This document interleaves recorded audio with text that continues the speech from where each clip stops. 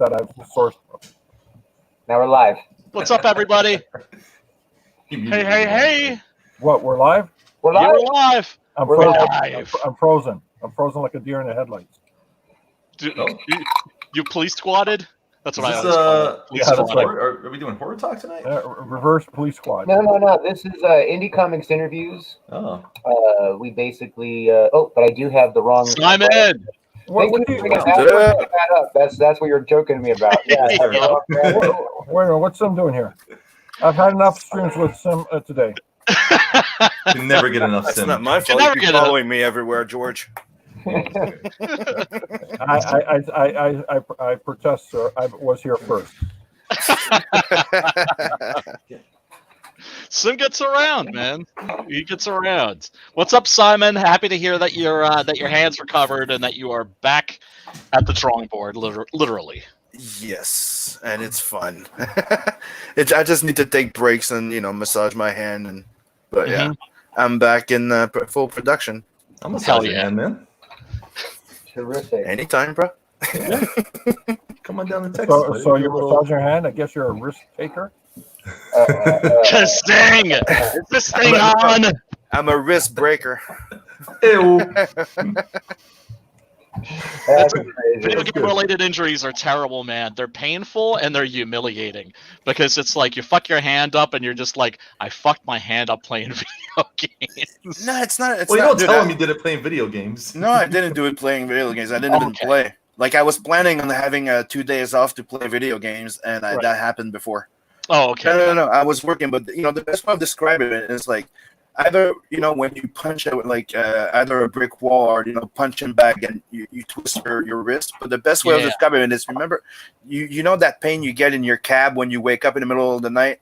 Oh yeah. And no matter how you're gonna place it, except that one exact spot, it's atrocious fucking pain. Yeah. So that's what it was, but for like 3 days, and I was like, "The hell." Oh, ow. Dude. Ow, man. No, it's in full motion. Now it takes you like what 5 minutes to finish a sketch card? Is that you slow down a little bit? Master of the sketch card, man. Yeah. So what's your handicap? He'll be here. He'll be here all week. I need ladies glasses, and gentlemen. Yeah, that means I have a chance. I have a chance of putting out things faster than he did. There you go. A chance, that is. The chance. Yes. And MC Marianelli, just to let you know, your Gorilla book should be on its way this week. Oh, I am very excited for that. Yeah. Good and man. you get and look what's going to be included. Look at that. Am I getting one too? No, Simon. So I had to pay for my own sticker then, huh? Is that what? No, of course. Everybody who ordered the book, whether it's just the new issue or the graphic novel or both, everybody gets a sticker. I'm going to a sticker. Mine. You get a sticker. You get a sticker. Everybody gets a sticker. Everybody gets a sticker. Yeah, I'm Oprahing it with the stickers. Yeah, but it comes with the new campaign, not the old one. Exactly. Oh, okay. But I'll definitely throw one or two or three or whatever in an envelope for you, brother. Actually, I still haven't mailed you your Star Trek stuff. Ooh, Because I've got I got cool Star Trek stuff for Mr. Drew, the love machine. Oh my! Yeah, man. I was like, he's coming back, right? He just walked off. Goes away singing. Yeah, true. I just had to step away. Now look at that. Ooh. One of the rare photo novels. Oh my gosh! Which one? The photo novel number 2, Where No Man Has Gone Before. Oh my gosh! I got that one. I got the photo novel for the first movie, second movie, and nice. And a couple of the TV shows. Yeah, those are really peculiar. I actually have like the photo novels, like the big thick ones for Outland and Alien. Yep, got that. And I think Popeye, of all things.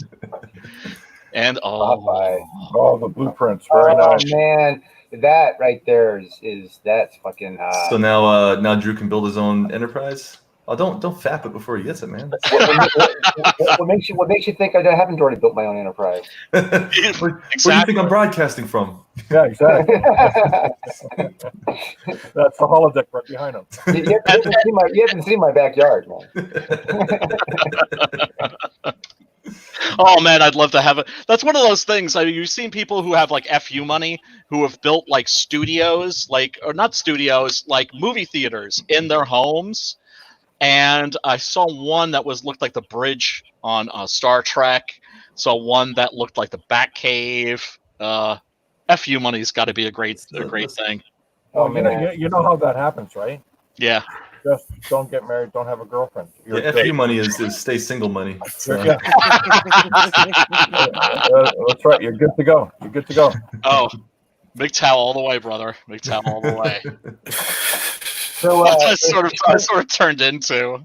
Sim's showing off his Nat the Merc here. Oh, yeah, boy. Yeah, boy. And what I'm showing right now, this is the high res of the unfinished and unpublished short story, the last one that I did of Nat the Merc in 2016. And that was the first 3 pages. And now I'm finishing up. So it's going to be like between 6 or 8. You're such a show off. But this is right? If you gotta pull it. I'm laying out some of the new pages. Yeah. And gentlemen, take note, by the end of this stream, that's going to be fully colored. Is that a big rubber band ball I just saw in the upper left corner of that one? You mean here? No, that's Called called rubber band ball in the sky. And here's a sample of one of the new pages. That's for the Siri, not the Merc. Oh, there's that cockpit view. Very nice. You know what Daddy likes. That's good stuff. Oh, I love that freaking view. It's awesome. So this is for the actual Siri that's going to be coming out like in a few months. And this is for Tales of the Nadverse. Nice, man. You're a beast, Sim. Yeah, he is. Absolute beast. Without a doubt. No, thanks. I'm working my butt off, doing the best I can. With one As hand are we all, behind your brother. back. Dude, when I couldn't draw in my right hand, I did a sketch card with my left hand. I'm like, dude, if with practice, I could probably do it. You would be. Why not your toes? Why not your feet? Right? You've seen my left foot, right? But you know, like, Sim could dip his nipples in ink and probably make the same. Get that same quality. You'd have to get them nice and erect first. See, that's why he has the camera off right now. He's got some weird nipple stuff going on. There you go. That's hilarious. So how are you doing, True? I'm doing all right. The first Captain Love book is at exactly $10,000 right now. Oh yeah! Oh, congratulations, brother! And now, nice even number. 10K club. I've never seen a book sitting at exactly $10,000 though. That's you should end it now. Right? That's kind of awesome. Yeah, it is. I mean, it would suck for you, but it would be a statement. It'd be really cool, though. Okay, we're done. So both projects are over 10K now, so that's nice. Beautiful. Beautiful. And then the newest announcement is there are now plans. As far as the details, I am not sharing because it's not far enough along to make announcements with any kind of company because we're still haven't settled on one yet. But looks like a Captain Love game will be coming out before long. You're stepping on my territory, you dick. RPG, what are you doing? What are you doing? Game. Hey, yours a different style, man. It'd be an RPG. It's okay. You can still do one for Tales of the Nadverse. Yeah. Oh, that would make a bitchin' game. What? Dude, come on. I would love to have a Metal Sluggish type of game with the Nadverse. Come on. This is right for that. Yeah, right? it is. Right? Mm-hmm. Wink, wink, nudge, nudge. Say no more. Say no more.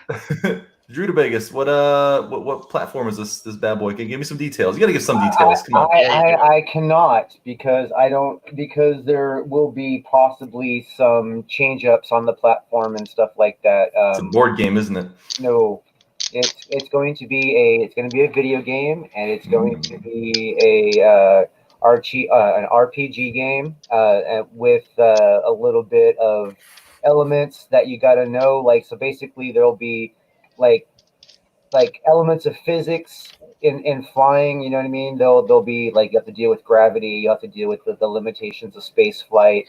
You'll have to, and then there'll be like, so you have to know math to play your game is what you're getting not really, but because Spade will be there to help you at any given time. You know what I mean? All right. So it's going to be like from point of view of Captain Love RPG, and then there's actually like already like talk of spin-off games and all that kind of stuff. But there's going to be a DLC where you're going to have extra characters where Nat comes in and he just does whatever he fucking wants because he doesn't care about those rules. Oh my! And magic takes over the game. Well, all right, hold on. And that's a 2D or 3D? Fun, can we get that? Can we get that much detail? 2D or 3D? The talk right now is 3D. Ooh. And I don't want to do a 2D one. I want it to be a 3D game. Yeah, I want it to be full like an RPG game, like a real. You know what I mean? Where it's role playing style and switching views depending on certain scenarios. But again, this is a long time away from being a release. You know what I mean? Now it's just in the beginning stages. It's Drew, just get it done. Just get it done. You got the money for that? Just get it done. Because I'm still that's you got $10,000, man. That's where screw the comic. Finish that game up. Everybody's waiting for that comic to come in the mail to get a video game cartridge. and one of the things that I got to do because of the gaming market, it looks like there's going to be a second version of Captain Love books that'll be a teen rated version. So like there'll be the I know. Oh, you sell out. No, it's not a sellout. It's just that he's gonna George Lucas the stuff. We're gonna get like the Captain Love extra edition with no more sexy, no more boobies. No, there's still always going to be a mature version and a teen version released, basically for those people who are too uptight. You know what I mean, and won't let their children have mature books. Uptight, by uptight you mean prude? Well, that's one way to look at it. That they're prude. You know what I mean? That's what it's what it is that the if the Mogwai turns in the house. What's up, man? What's up? The issue being that the market, the demographic for video games is very big, right? So because I don't want to cut off the market that's the larger part, which is the kids that stay home and play all day. You know what I mean? So what the plan is to make sure that the Captain Love property is still friendly to them as well as to the adult market. So there will be like a PG-13 or teen version, at least version of the book will be released for people who want a copy of the book, but their parents won't let them have the mature book. But they'll know that maturity still exists, as well as people who want mature aspects of the game that won't be available without like special release codes. You know what I mean? So, it's going to be for both markets, so nobody feels robbed.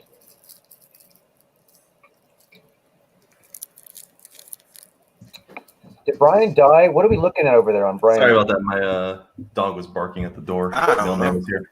What is going on with Brian's screen? Are you guys looking at that? What is? Yeah, I don't know. He kind of just was like, screw this, and slammed his thing down. I don't know. I better not have died yet because you're supposed to be writing a script for me.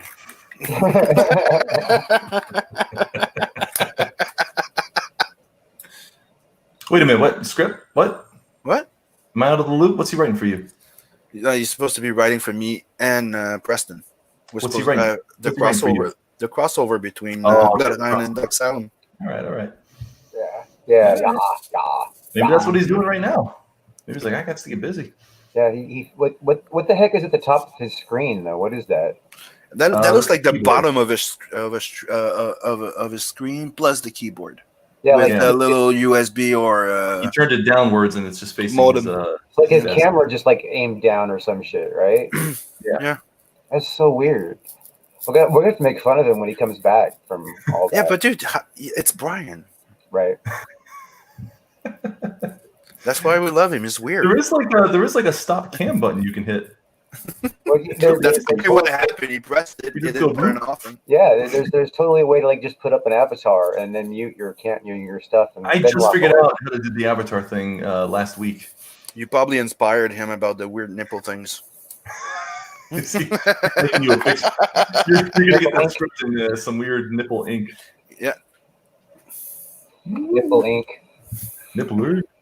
So sorry, I missed a lot of your PG-13 Captain. Well, yeah, no. So, The summary of that is basically to be more friendly to the video game market. I'm going to do a secondary version, like a second release kind of Captain Love that is rated. There was a time Mhm. where franchises like video games and toys were based off rated R franchises, and we didn't need the PG-13 version of them. Right. No, exactly. I had There Alien was toys, a time. I had Terminator video games. Mhm. Uh, Drew, one question. Please Which call it one? Captain Like. That's all I ask. Which one of these two wonderful fellows that we interviewing today are we just a chilling? We're actually interviewing both of them today. Oh yeah. Yes. I don't know what happened to George though. So No, right here. okay. Probably All right. get lost in the stratosphere for a few seconds. You see over at Brian's? Let's go for it, Brian. Are together? That's Bart. funny. That is hilarious. Hilarious. Ah. All right. So, who wants to go first, George or Brian or Mark? Mark, go first. Me? Okay.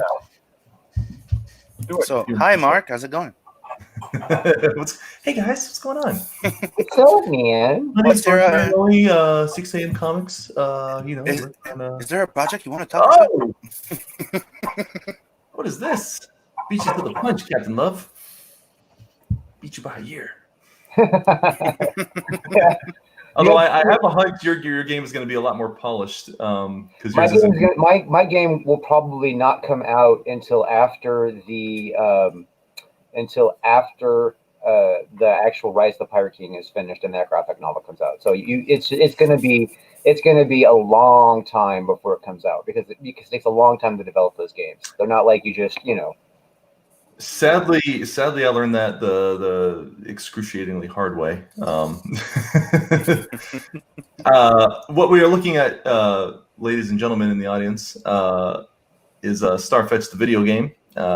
This came out in November, and oh yeah, hey, you're on the second level. Good for you. Look out. Yeah, so yeah, this is the video game. I had started making a graphic novel back in 2018, I want to say.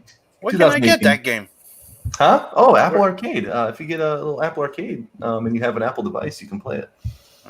Sadly, it is not available for anything outside of Apple because I wanted to make some money. Did you make some money? I sold out. Oh yeah, I made some money. I sold out hard. Worth it. Yeah, so I was gonna make this, and a game developer, Crescent Moon Games, saw some fan art I did for him a couple years back and liked it, and then saw what I was doing with the comic and asked if they could make a game out of it. And this was the result. So I put the comic on hold, did the game. The game has nothing to do with the comic, but it's the same character. Hey, there he is. He's back. Yeah, what's up? Hey. You know, there's a stop camera button, right?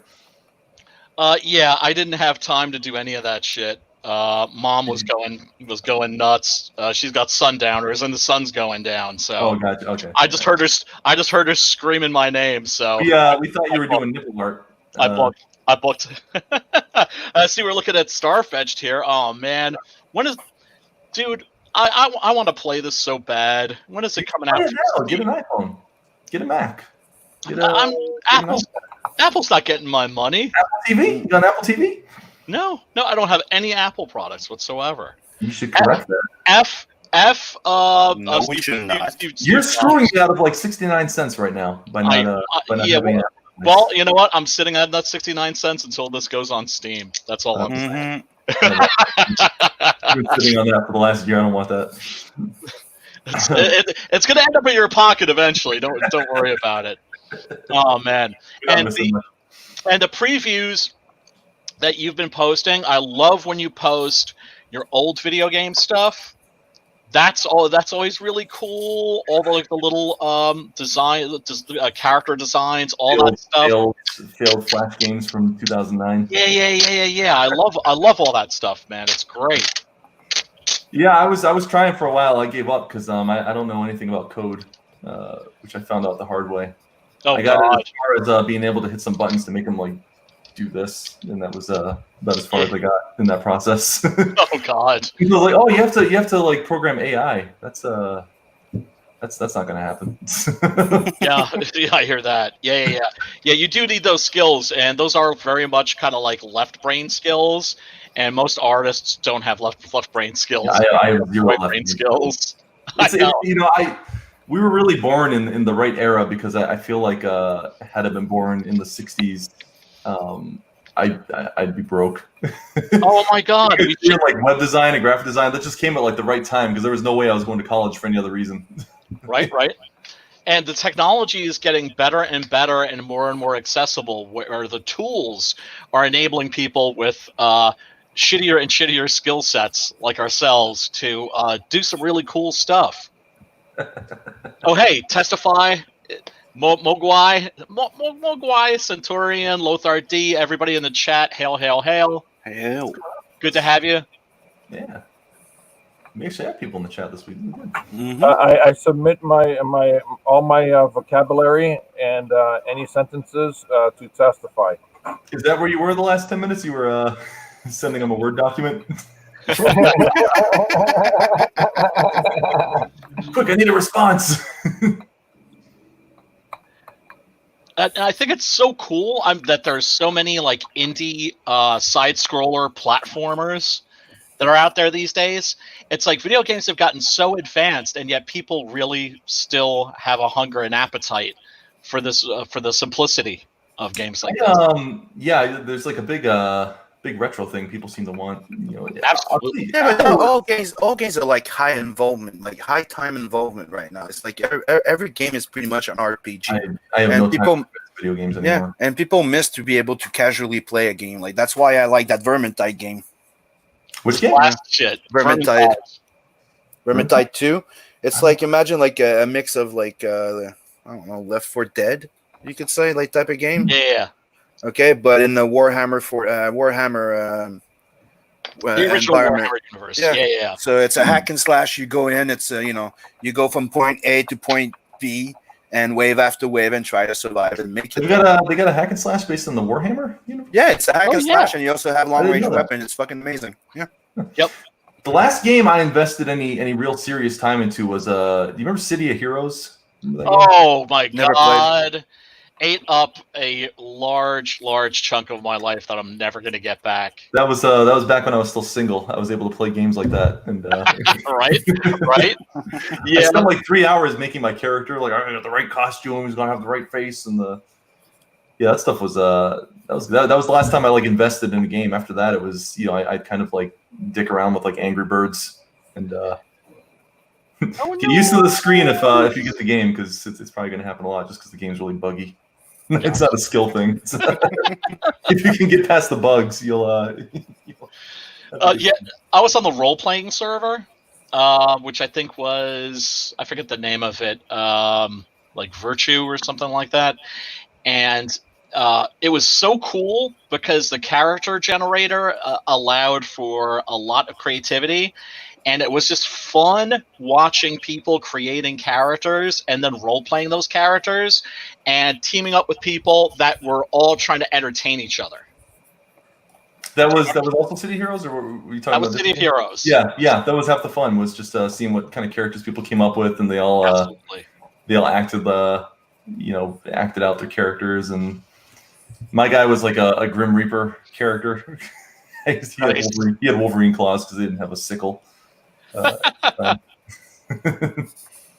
Yeah, what amazed me was the fact that game, it's like they had no new content for the longest time, and then they had this massive like content drop, and then it just died. They apparently there's a server in like Korea that's still active. No shit. Some Korean server, they tried bringing it back. Yeah, I was bummed because they didn't just like stop making updates. They just like full on like, yeah, we're shutting down the server. So whatever money you spent over the last 10 years is gone now. That happens with a lot of games. Actually, there's a lot of people that used to get pissed off because they would do those in-app things and they would buy like coins or whatever to like advance their. I don't mess around with that in-app purchases. That's that's why I hate transactions. I hate Rovio. In fact, Jim Henson Company put out a Muppet game like that, and a lot of people were really mad because they invested hundreds of dollars in getting the game as advanced as possible so they could enjoy it, and then they just discontinued it. It's every mobile game now. Like there's no Apple Arcade I was happy about because it's all like premium games. Like none of the in-app purchase stuff, any of that IAP stuff is gone. Like they actually make real games, but the problem is you have to belong to Apple Arcade. You have to give your soul to Apple if you want to play any of them. You got to pay that.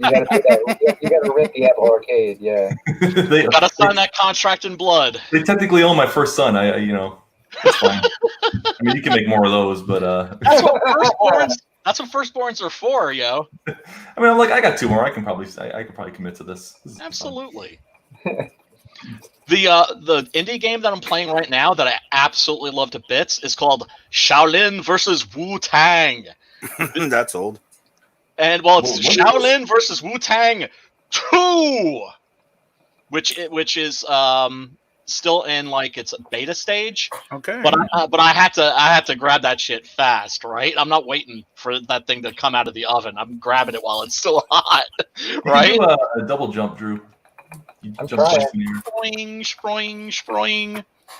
Like if you jump while you're in the air, hit jump again, you'll jump twice. Yeah, I'm familiar. It's just I don't. That move doesn't work very well on the computer as well as it does on my phone. It's like the worst demo for a game ever. You shouldn't have me playing because right. I'd play, but I'd be the worst entertainment on. I can't write or think and talk at the same time or play games. Yeah, I hear that. Dude, I definitely get that game for my kids, dude. But no Apple. It's why I post so many videos of it because I know a lot of people either can't play or if they did get it, it was probably so buggy they couldn't play it. So I just post videos of gameplay because I know how to get around most of the bugs. Right. That's convenient. Oh, Logan does have an Apple phone, so maybe you could get it on his phone. Yeah, the first level is a lot of fun to play. It's a lot of fun to run around and play. The first level is easy. The second level is I've been stuck here for a while. The second level is garbage. It wasn't supposed to be the second level. It was supposed to be way later, but because we condensed this game into 6 months, this ended up being the second level.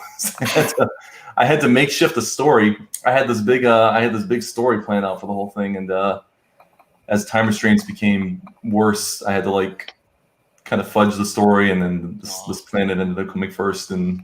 So this is like the hardest level in the game. After this is a cakewalk. Really? It's the second level. I keep falling down, because I don't even know where to go next after I get up there. And so you had the right idea. You know to go up and then go left and then keep going up. Right. I would have rage quit already. Yeah. I see. That's the thing is I can't promote this game too much because I know its flaws. It's very. That's okay if you tell but people. It looks phenomenal. If you can actually get to other levels, the game looks great. Yeah, it does. But yeah, I can't speak to the gameplay. just download it and give me the money and then delete it off and then download it again. Because I get paid per download, so keep doing it. There you go. Downloading that bad boy. So just uninstall it and download it, and uninstall it and download it. Keep downloading that game. You think that would actually work? I mean, or do you think maybe they track it and only give you one download per user ID? I don't know yet. Just try it out though. Maybe if you have different devices, you can get it. I'll see if the paycheck gets any bigger this month. And an extra 69 cents. Sweet royalty checks. Simon, did you ever check out Slaps and Beans? Nope. What the? Oh, heck? it's so good. Slaps and Beans? Slaps and Beans. That's the Bud Spencer, Terrence Hill video game. Is that a?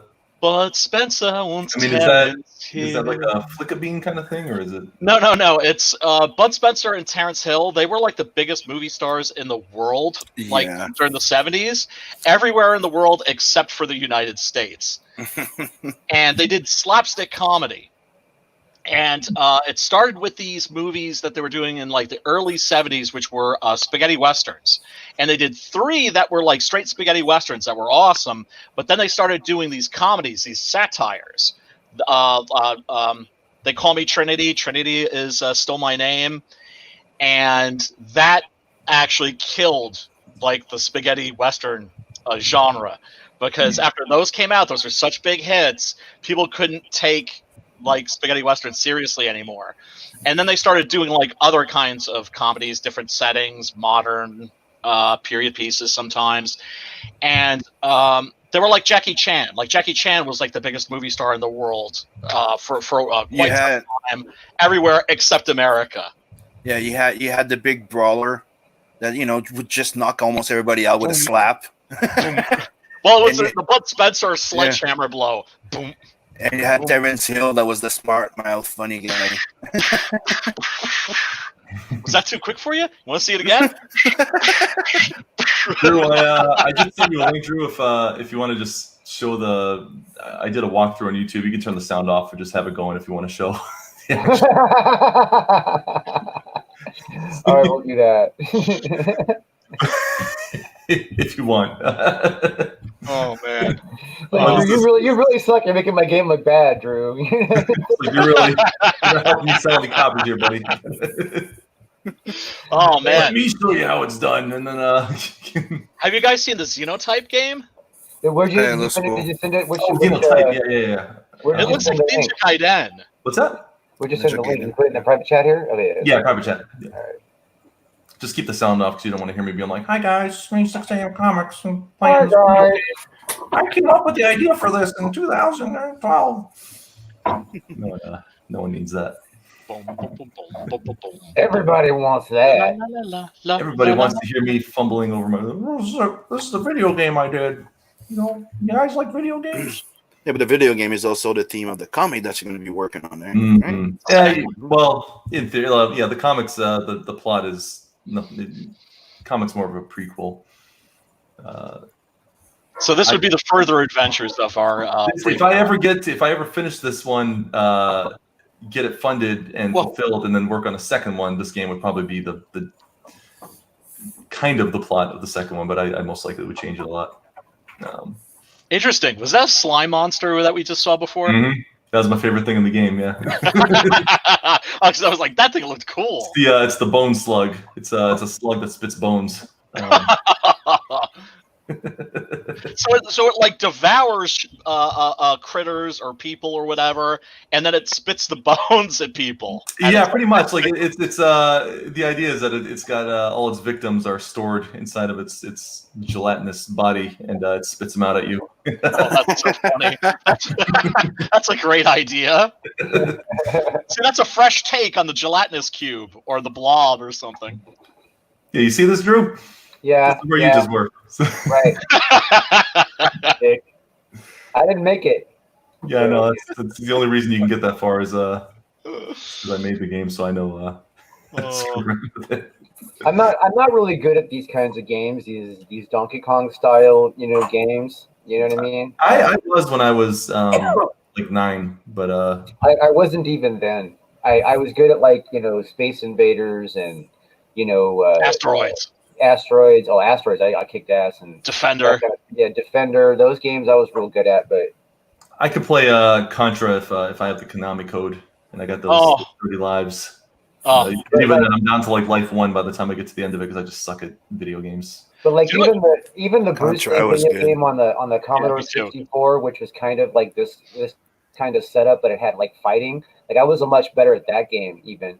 You know what I mean? And you had to actually fight all the time. Mortal Kombat 1, I'm pretty good at. I'll give myself credit for Mortal Kombat 1. That's You see, I was never like a big fan. Not a big fan. I played them, of course.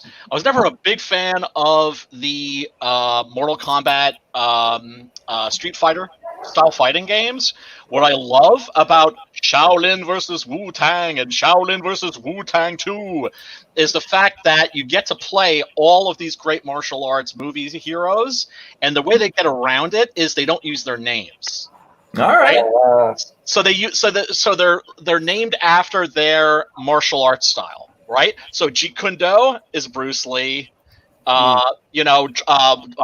Drunken Monkey style is Jackie Chan. So Wushu is Jet Li, so on and so forth. Smart. Yeah.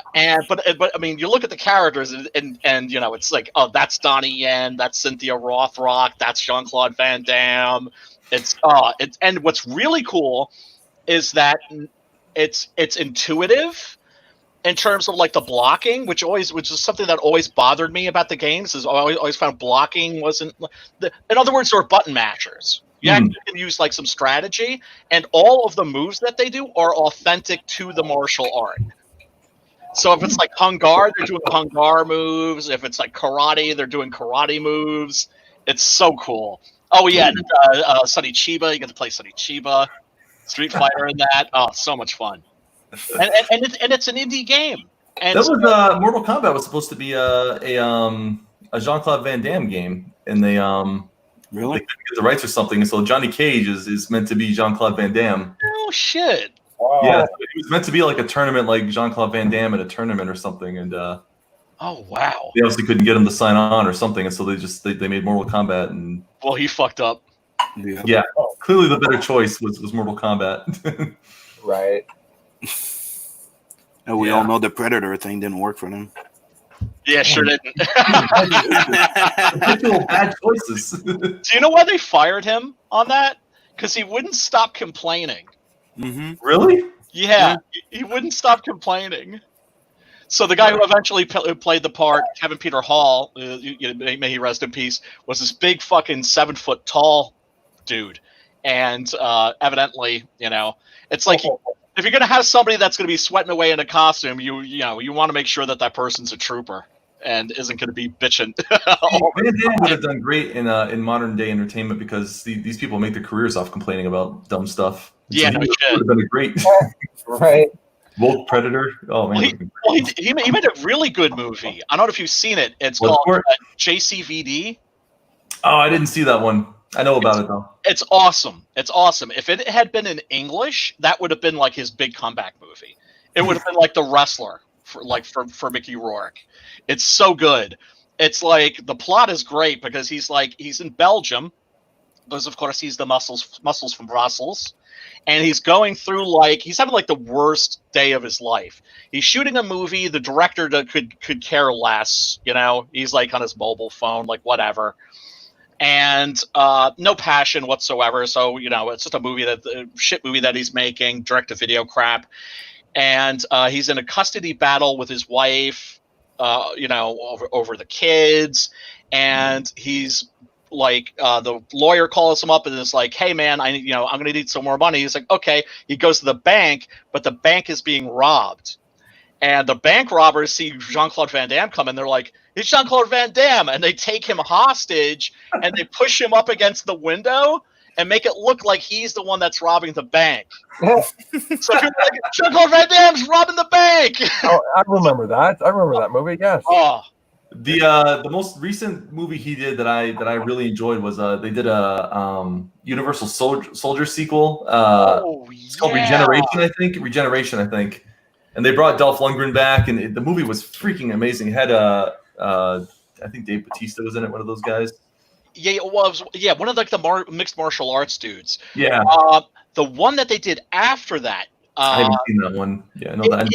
It's one of the best horror movies of the last 10 years. Well, he's the villain in that one, isn't he? Van Damme? Yeah. And it is not. It's not an action movie. It has Scott Adkins is the lead in that. Yeah. I don't know if you've seen Upgraded. I haven't watched that. That's on my list. I don't get to watch movies that much anymore. Upgrade, you mean upgrade? Well, you're a parent. Yeah. I get to watch like Sonic the Hedgehog and Trolls. Yeah. Movies I get to see now. I hear it from my parent friends all the time. But it's amazing. Like I was astounded by how good it was. It's like a really great balls out horror movie. I'm not talking about. I mean, Upgraded is good, but Universal Soldier: Day of Reckoning is like even better. It's How's it a horror movie? It's a horror film. It's about a guy who wakes up one day and Jean-Claude Van Damme murders his wife and his kid in front of him.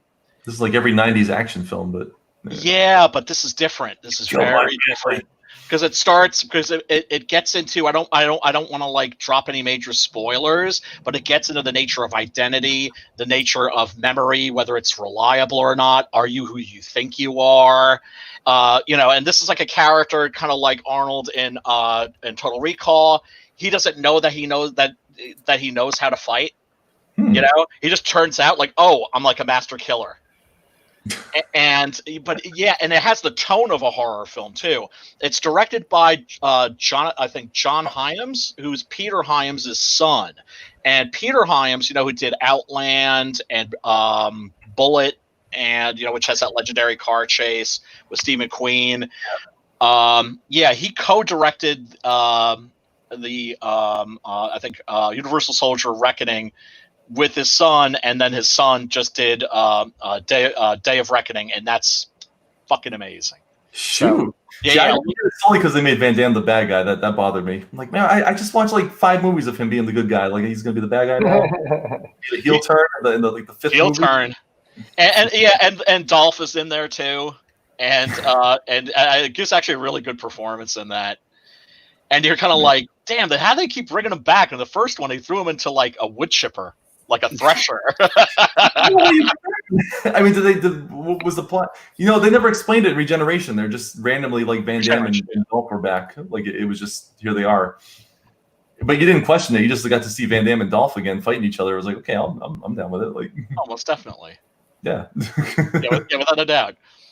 Not a big Roland Emmerich fan, but that's Universal Soldier is a great 80s movie. Yeah, I went on a spree and bought like all of Van Damme's movies. I probably shouldn't have because they're really not that great, but there are a couple gems in there. You get a couple. You know which one? Remember one of his old movies called Cyborg? I was just about to say. Why do people like that movie? That's the best Van Damme movie. That movie sucks. Nothing good happens to them. And Hard Target. And Hard Target, yes. Stupid.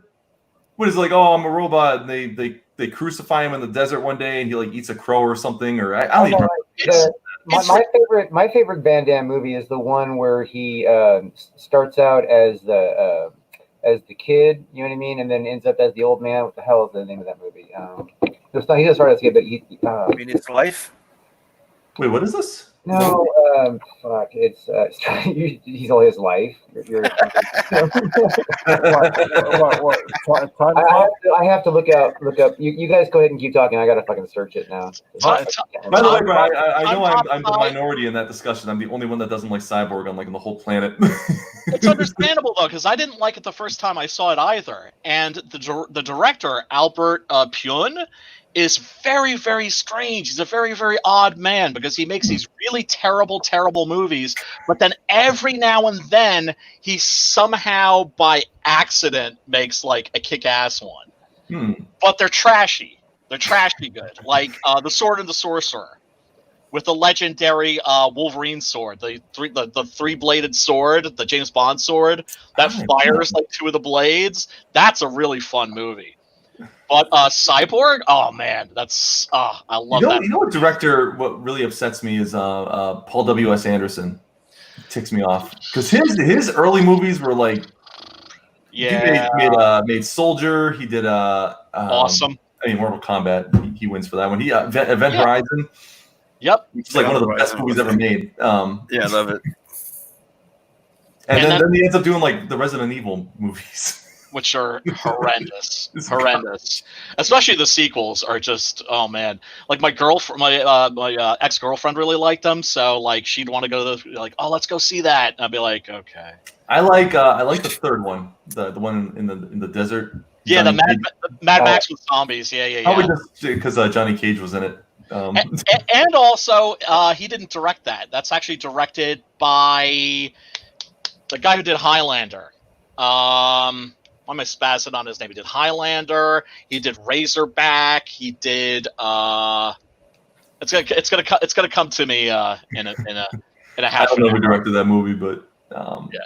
I think I like 3 just because it's the only. It feels like the only Resident Evil movie that actually had like blood in it. Yeah, very bloody movies. Like they're just Russell McKay.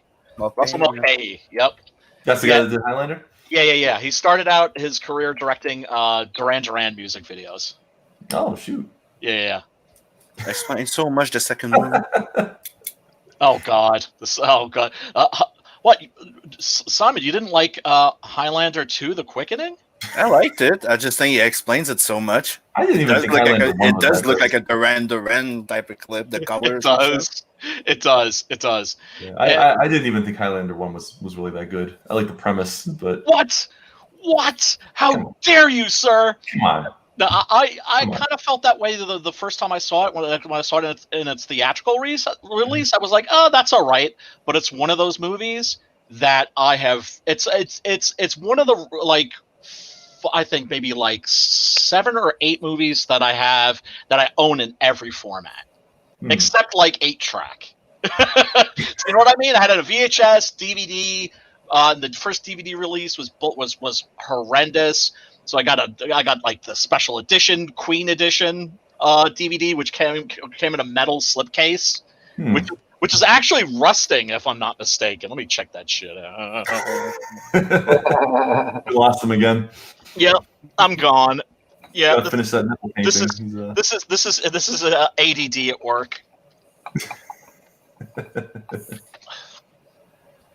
Yeah, check that out. What you got? Oh, now that's metal right there. Literally, yeah. Literally. Hey-o. And you can see it's rusting. Ooh, very nice. Which, instead of making you pissed off, just makes you go, that's even more metal. Wait, is that it's actually rusting? Yeah. That wasn't just like a design choice? Yeah, evidently I didn't keep this oiled properly. See, I bought the Terminator metal case a long time ago. Yeah. I mean, I threw the metal part out because I just like to have my movies in a. I don't care about the cases. I throw those out usually. I just have the basic. How could you throw those out? They lose their collectability. I'm collecting my crap DVDs now. Like I got my Hellraiser. Oh, look at you. Tin. Oh, you know what was really cool? They're really rid of that tin case because that's taking up room in your DVD rack. Yeah, but it's got all the cool shit in it, man. See, it's got this big thick booklet. When was the last time you took that book out and read it? About 20 years. Yeah, throw that out. That ain't going nowhere. Yeah, get like one of those old school like 90s like CD pouches or CD folders. Just throw it in there. Check out these bitchin' cards, suitable for framing. What are you gonna do with those? Replica. No one's gonna buy those. You're not gonna frame them. I can frame them. I've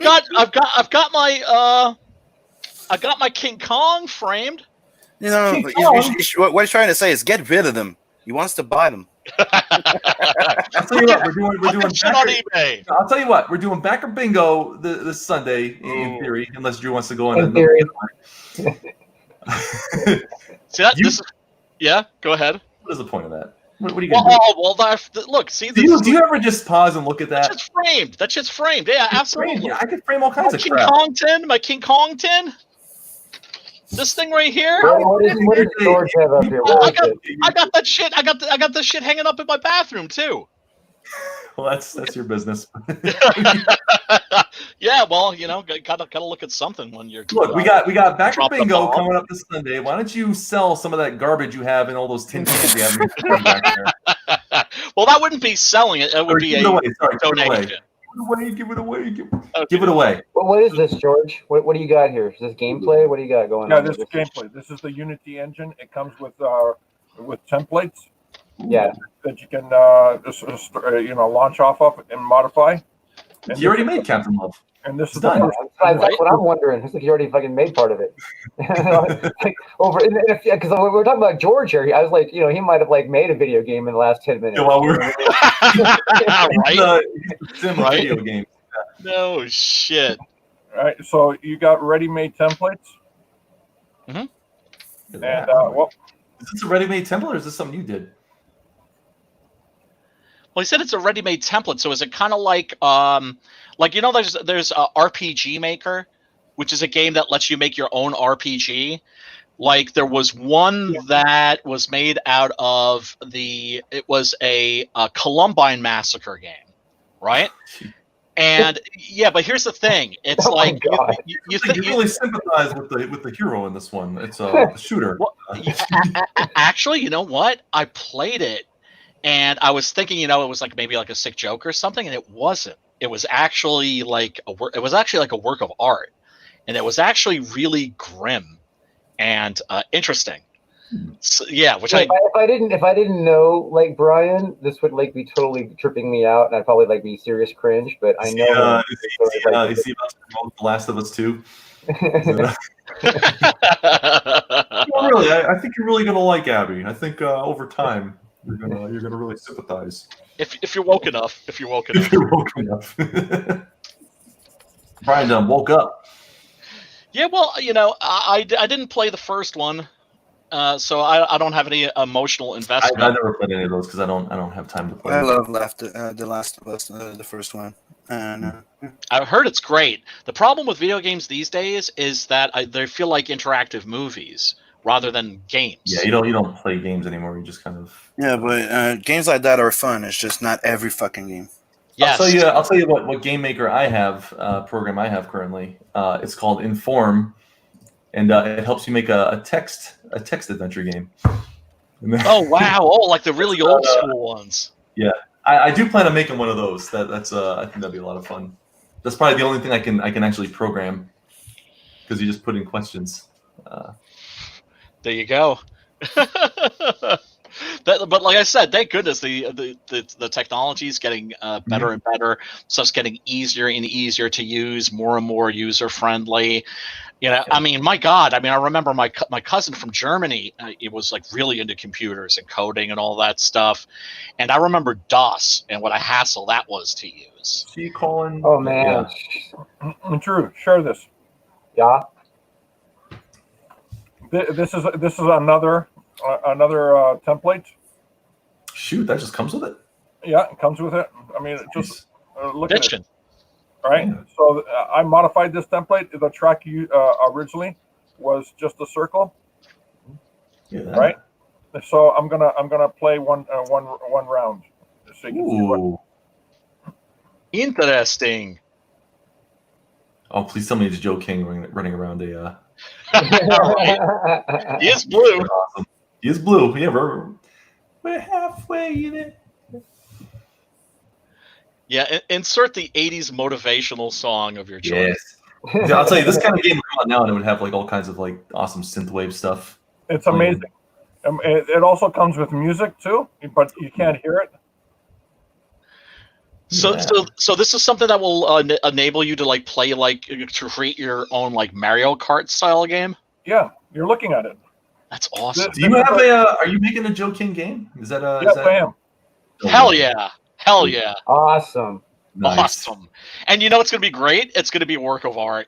It's gonna have puzzles in it. It's gonna be some next level George stuff. Yeah, can you give us a little taste of? Take a sec. Let me finish this level, and I'll tell you exactly what the Joe King game is going to be. It's like I concentrate on. Which there you go. It's gonna be mind blowing. We know that. It's gonna be fun because it's gonna be like obscure as hell. So there's the game, and like you can modify it. Like I click on this prop here, and I can move it around. Cool. So this is Unity. Unity. I mean, they use that to make my game. Supposedly, I wasn't involved in that aspect of it. I just made images. Yeah, they use Unity. I have a side-scrolling template as well.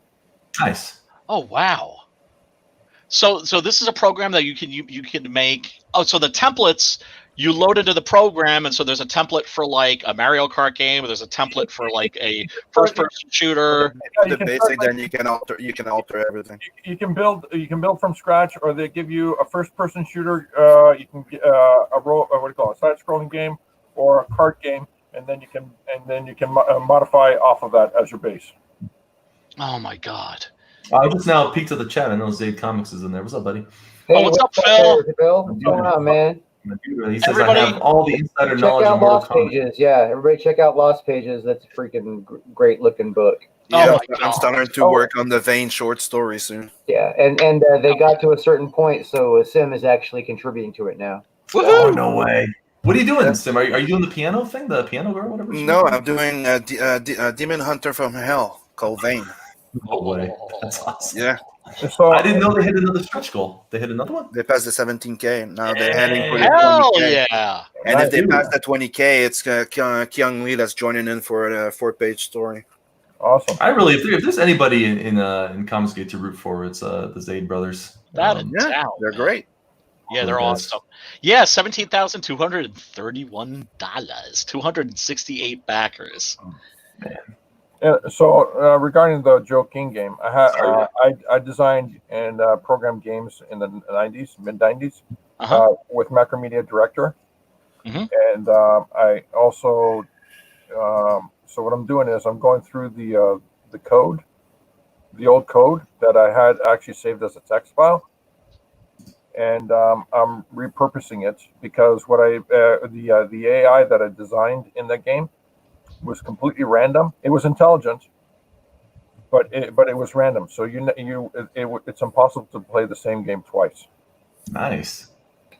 That's so cool. Smart replayability is so something lacking these days. It is. There's no like, oh, I step forward 2 and I jump over to the left 1 to get through the puzzle. No, good luck. You can start the game and finish it in 5 minutes. You can start the game and finish it in a couple of hours. It's 100% random. Nice. Oh, that's so cool. And the AI actually tracks you down. The longer you take to kill an AI, the smarter it gets. The AI in some of these games these days is incredible. I still remember the first time I was playing. It wasn't the first time I played it, but it was definitely my first playthrough of Half-Life. And they're like, when the commandos come to kill your ass, I was like shooting at the commandos, and they fell back and like threw a grenade. And I'd never seen anything like that before in a video game, where they were like, "Oh shit!" They fell back, threw a grenade, ding, ding, ding, down the stairs. Do you remember Fear? That game? Yes. That game had insane like enemy AI, like the stuff they did. Like they really thought it's, at least at the time it felt like that. Probably now it's like, oh, if you move to the left, they're gonna do this. But that game was incredible with that stuff. It's like now, like enemies will like try flanking you and that sort of a thing. It's so cool. Yeah, I enjoyed Half-Life. I would usually just spend most of my time with the first like 10 minutes just running around shooting the scientists because I do all the cheat codes. I suck at games. I do where I can, and I just kind of kill the NPCs and stuff. But yeah, like replayability, that's such a thing that's missing. That's why it's like I buy new games when they're on sale on Steam, and I never play them because I'm still playing Skyrim. Yeah. I'm still playing, like the Batman Arkham games. It's just like I just want to have fun, and I just fall back to like, StarCraft 2. It's so many of these games that even if they have dazzling graphics, they're lacking that crackability, that crack. I think one of my favorite games, Descent, is one of my favorite. All my references are like 90s PC games because that's like the last time I had time to play games. Well, they didn't have cool graphics back then, so they had to make the games fun to play, or you're gonna or you weren't gonna play them. Now it's like I said, like Red Dead Redemption 2, it's absolutely stunning to look at. It's gorgeous, it's beautiful. But it feels like a passive experience rather than an interactive experience. So I like with the Master of Orion. I used to play a lot. Simman. I haven't played the second one yet. Which one? I bought it, but I haven't had time to play because it's one of those games that you start playing, you don't know when you're stopping.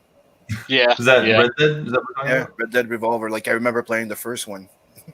That was I like haven't played any of 2 those. weeks of like I just want to play that game. Yeah, I never played Oh. that. Never played any of the Red Dead games before. What's this? Oh, it's Little Joe King. Nice. Oh, come on! What are you doing? You're ruining the conversation. Take this off the. Hail the Blue Muppet. Take it off the Mm. screen. Let's continue talking about stuff. Look at that. Glorious. Very, very cool. So is he actually a puppet? I keep hearing people call him a puppet. The Blue Muppet is The Blue Joe Muppet? Is he King. genuinely like an actual Muppet? Is that Yeah. the idea? No, it's just a love nickname. Yeah, term of endearment. Yeah, that's it. Yes. And for all our UK friends, we call him the Blue Muppet. Oh, Like that confused me for the longest time. I like do they call him Muppets over there? Muppet, you fucking Muppet. And I was like, what the fuck is a Muppet? I remember Pirates of the Caribbean. The guy's like, "I love puppet." I always thought he was calling her a puppet. I love puppet. Yeah, so he probably was calling her a puppet, but I'm like, what the hell is a Muppet? I love Muppet. And then eventually I realized, oh, they're saying Muppet. But this took me like 20 years to figure this out. What's up, Hex Allen? I usually call him the blue muffin. The Blue Muffin. Blue Muffin. Ooh, scrumptious. So tell us about the next installment of Joe King there, George. As of yesterday, I finished mapping out the story, all the assets, and the 3D graphics, the photography, what I have to draw, the way the story, the way the multiple narratives, 7 narratives are going to play out. There is an 8th narrative to the story, but it's in the trading cards. There's 45 trading cards that's going to come with this campaign. Wow. And you can make the puzzle on the back of the trading cards 2 ways. One is the standard way that usually make a puzzle. You match the edges of the picture, but there's a second narrative in the puzzle, and if you rearrange the cards, you will have an 8th narrative to the story, which will change your perspective. And when you reread the story, once you discover the 8th narrative, your whole mind will be blown because the narrative is it's like It's like Tool when you listen to Lateralis. Apparently, if you listen to a different track order, you get. You know that Bruce Willis movie, I See Dead People? Mm-hmm. Yeah. When you get to the end, Yeah. Sixth Sense. all of a sudden you're hit with a second narrative, and then when you go back watching the movie, When the future changes the past. yeah. So what he's talking about, he's using a reference to talk about this. He's saying like the first time you watch the movie, you don't realize that he's dead. You know what I mean? Spoilers, everybody. I did. Well, a lot of people don't. That's the whole point. That was the whole thing. You know what I mean? It was like I know. top secret. And then, so like the next time you watch it, knowing that ahead of time, it changes the way the whole movie hits you. So it's like watching 2 different movies, but it's the same movie. Yeah. See, I never watched Sixth Sense because Andy Richter on Conan, like right after that movie came out, spoiled the friggin' ending. But on the Late Show, and I was like, well, I guess I'm not going to see it now. when I watched it, people were like, "Oh, wait for that surprise ending," and then there was the ending, and I was like, "Wait a second, that was supposed to be a surprise." Oh, did you figure it out right away? Yeah, but that's because I'm a guy who's watched like 500,000 horror movies, and so I figured out right away. Immediately, I was like, "Oh, he's dead. Oh, he's a ghost." And I thought it was supposed to be obvious. And so then what if the kid ended up being dead at the end? Would that have blown your mind a little bit? That would have surprised me. Yes. or the big surprise in the Crying Game, right? Jay Davison has a penis, right? And I was just like, what? I was like, wait a second. That was supposed to be a surprise? I knew that was a dude the second I saw him because he was doing this dance with his hands. And the hands always give them away. Don't you gender shame him. I'm not gender shaming him. I got no problem with my trans peeps. He has beautiful lady hands. That's two things they can never get rid of: the Adam's apple and those hands. my brother would Seinfeld episode with the man hands. Yup.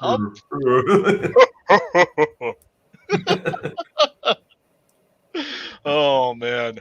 So that's why, when guys are just like, well, maybe I had sex with a tranny, but I didn't know it was a tranny. Sure, you didn't know that they were a tranny.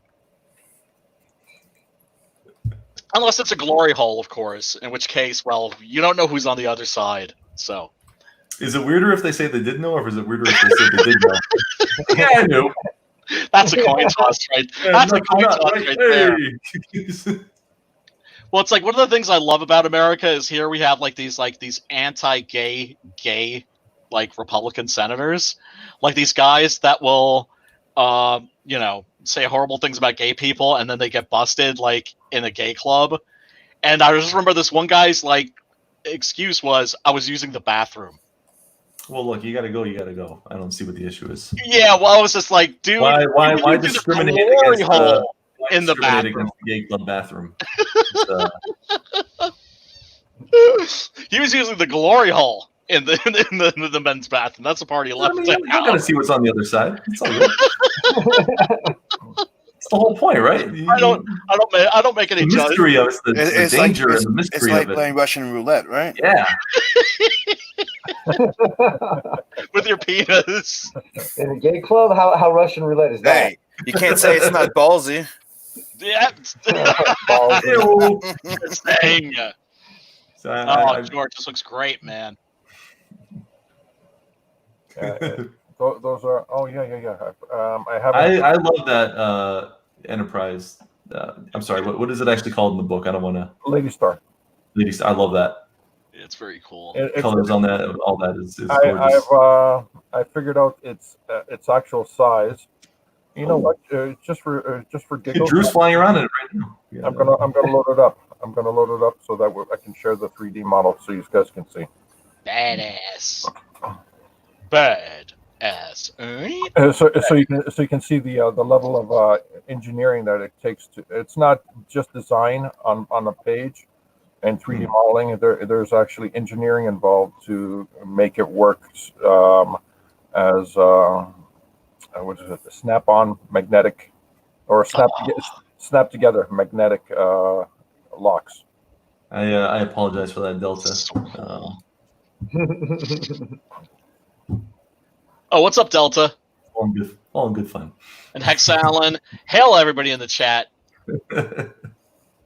All right, so I'm sharing now. Let's see, where's the share screen? There we go.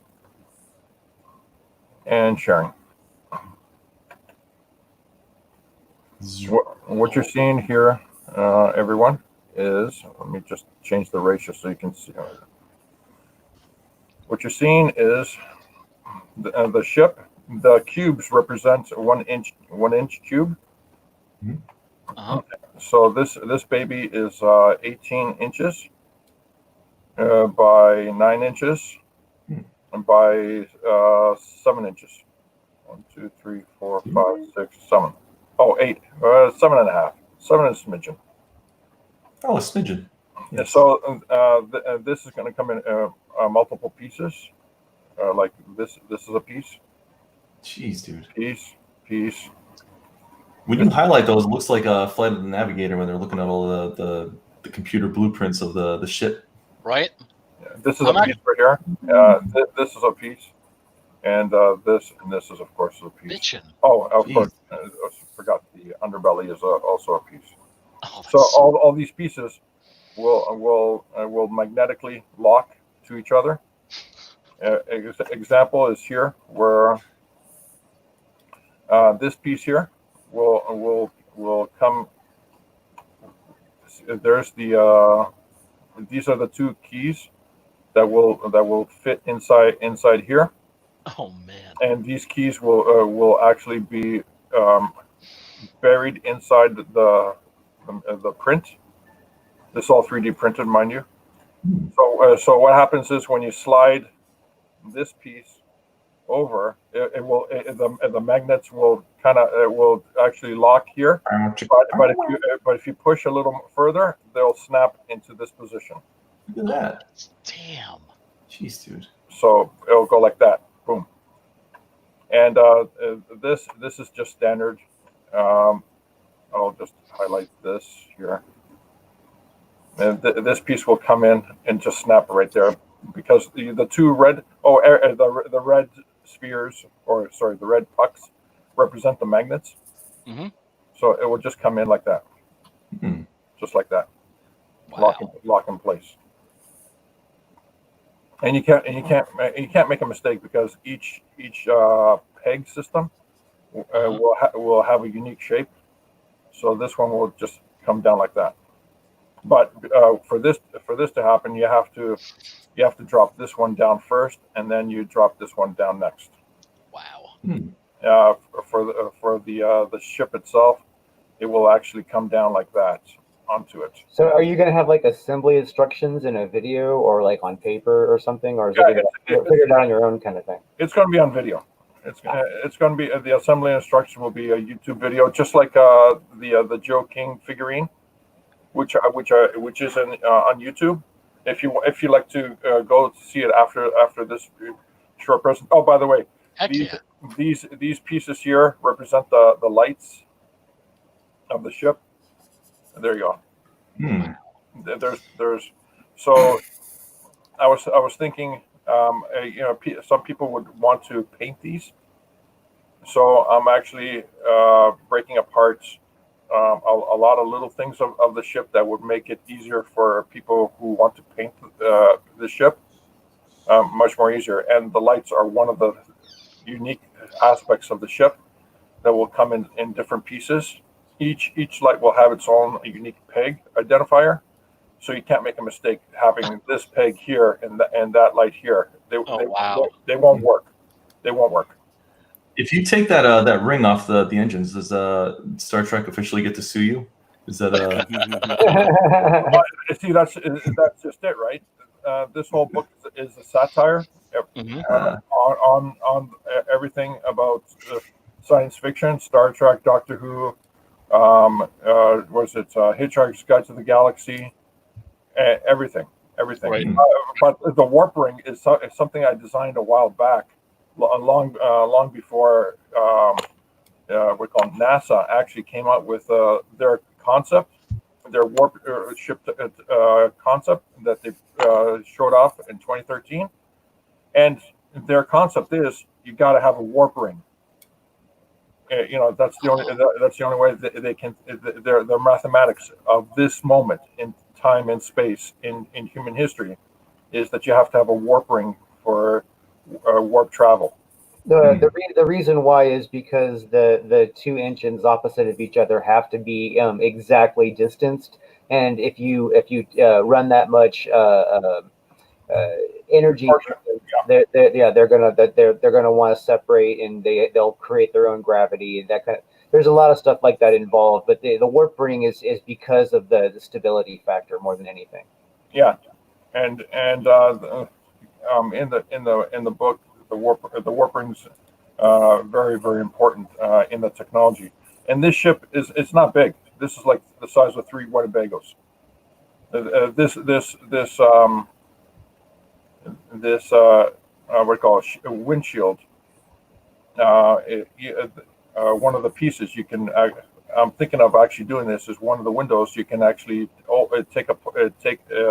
clip out, and I'll put one of the characters in there who looks like they roll down the window in their car, and they're looking out backwards as they're reverse parking. It's that silly. It's that silly. This ship doesn't have a sick bay or anything like that. The entire ship is the entire. This is the whole. What is it? The whole person. Everybody in the ship is crowded in this spot right here. It's like having the Millennium Falcon, and the cockpit is the only place that you can get in and off the ship and navigate the ship. Speaking of cockpit, Delta TSTG says, Enterprise, this is a cock ring.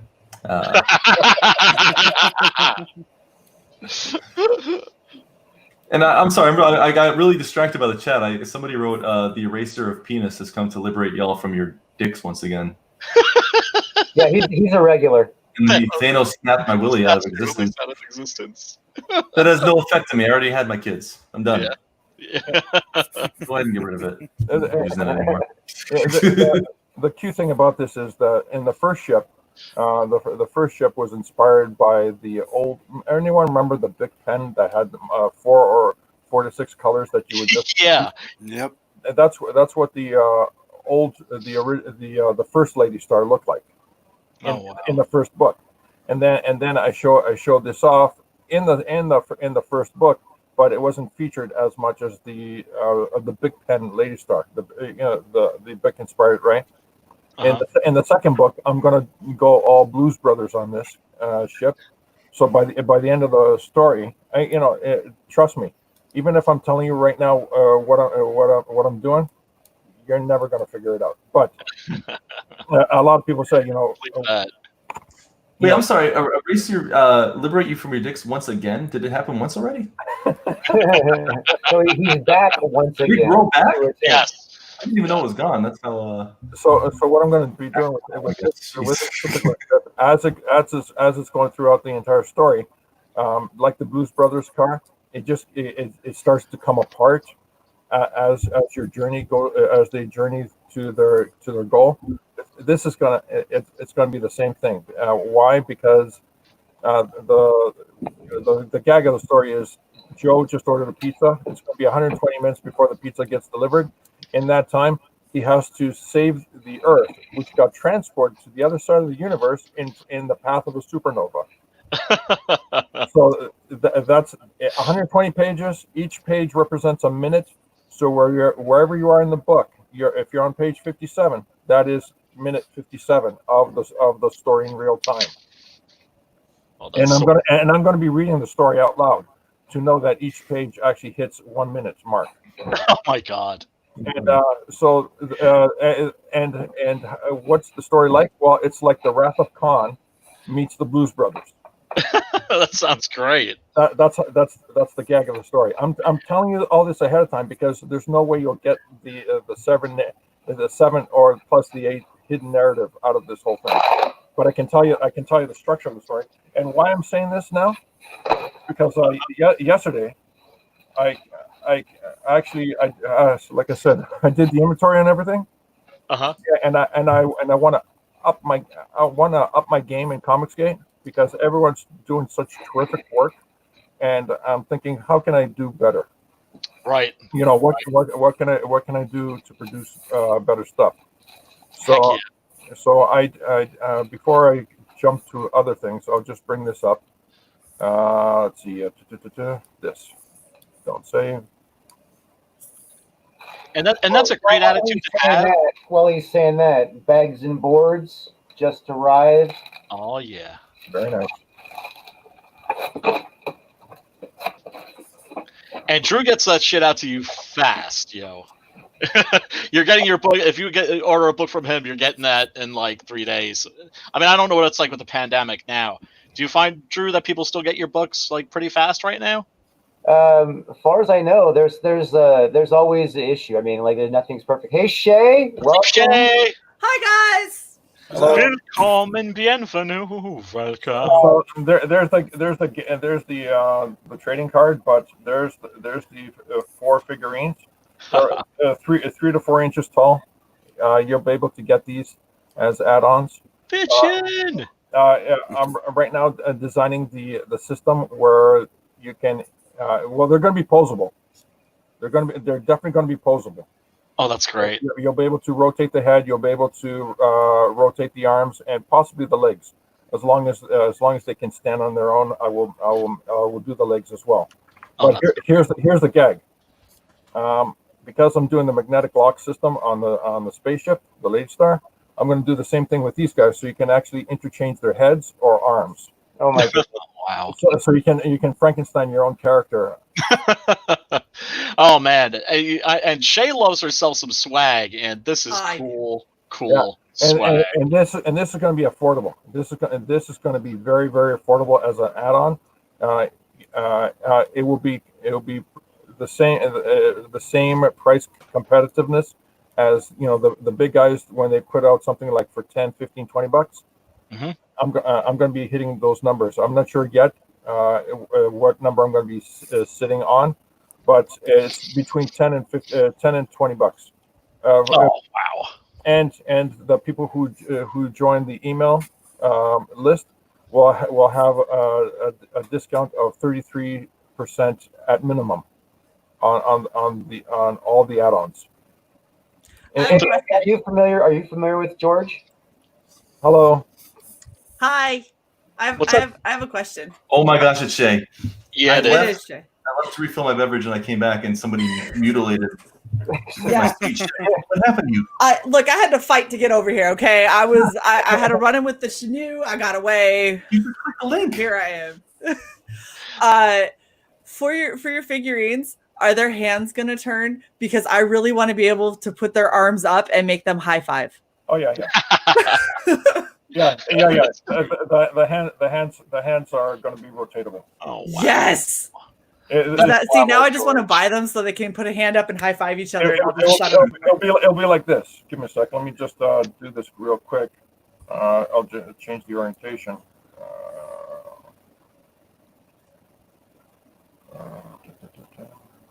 Yeah, Shay. So it'll be like this. The hand, Yes. Oh, They can totally high five. Yes. it's insane. Yeah. Insane. And ideally, I'm going to make the cape. You can take the cape and move it to the pink guy, these, except for this guy. This guy I call the potato. I think just switching the arms would be more than enough. The hats will be interchangeable as well, because I will actually drop a magnet into the noggin. Oh. So you can have the hat on Joe's head or what do you call Sweepy's head, or Cripplet's, or vice versa. So and it's going to be a lot of fun. By the way, I'm thinking if I do a base for any of these, I will bury a magnet into their feet as well, and I'll have them magnetically. You can actually magnetically have them grapple the refrigerator if you want, so they're going up the refrigerator like Spider-Man. That's so cool. That is awesome. Damn, man. Next level. And since these figurines, I can actually cut the figurines in half, the heads in half, right here. And I can drop a magnet in the back, so you would have fridge magnets with just their faces. Amazing. Multi-purposing. Oh, But that's not the best gag of this whole book. This is where I want to up the game. When this campaign goes live, the moment the campaign goes live, is when I will start actually producing the book. And as I'm producing every page, I will make it known. I will actually post samples out of that page, and say, page 1 done, page 2, page 2, 3, 4 done, page 5 done, page 6 done. I'm going to produce these pages quite possibly. I know it's going to be a challenge, one a day, or possibly more than one a day. So the duration of the campaign, I could possibly get either half the book done or the whole book done in 60 days of 120 pages. So by the time the campaign's over, I'm actually 3D printing the figurines and preparing the print file to go to the printer. That is so cool. Nice. Badass, George. You're a certifiable badass. Hell yeah. What the only thing that will slow me down is people like testify. Damn you, testify. Has he busted your balls in the chat again? He's always doing it. Yeah. He's a ball breaker. I'm just joking, but that's the kind of stuff I want to do. I want to just make it fun, and I'll definitely make it interactive. Why? Because I have in my hands some printer samples books that are blanks, But these blanks are like 13 by 19, and there's 45 pages in them. And one of the things I'm thinking of doing is taking this blank. It's just like you had a physical book. It's like you had Joe King book, but there was nothing on the covers, nothing inside. It was just 100% blank to show something that printer does as mock-ups to show you what your magazine is going to look like eventually or feel like when in your hands. Well, I got a lot of these blanks, and one of these blanks is 13 by 19, and I'm thinking of actually drawing original art in it, and having it as a random reward to one of the backers in the campaign. They'll never know until they get it. That's so cool. So it's not a stretch goal. It's just like one random backer is just gonna find that. One random backer is just gonna get it. I'm saying this out loud so I can actually commit myself to it. Yeah. Because if I don't say this now, I don't think it'll ever happen. Right.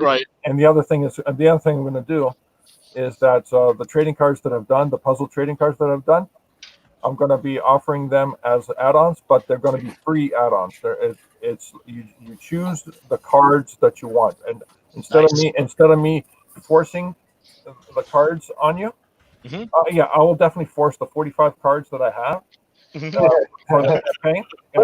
Wait, stop 1 second, take a breath. When I watch my campaign, I intend to lick one comic out of all of the ones that go out. That's good enough, Mark. One comic.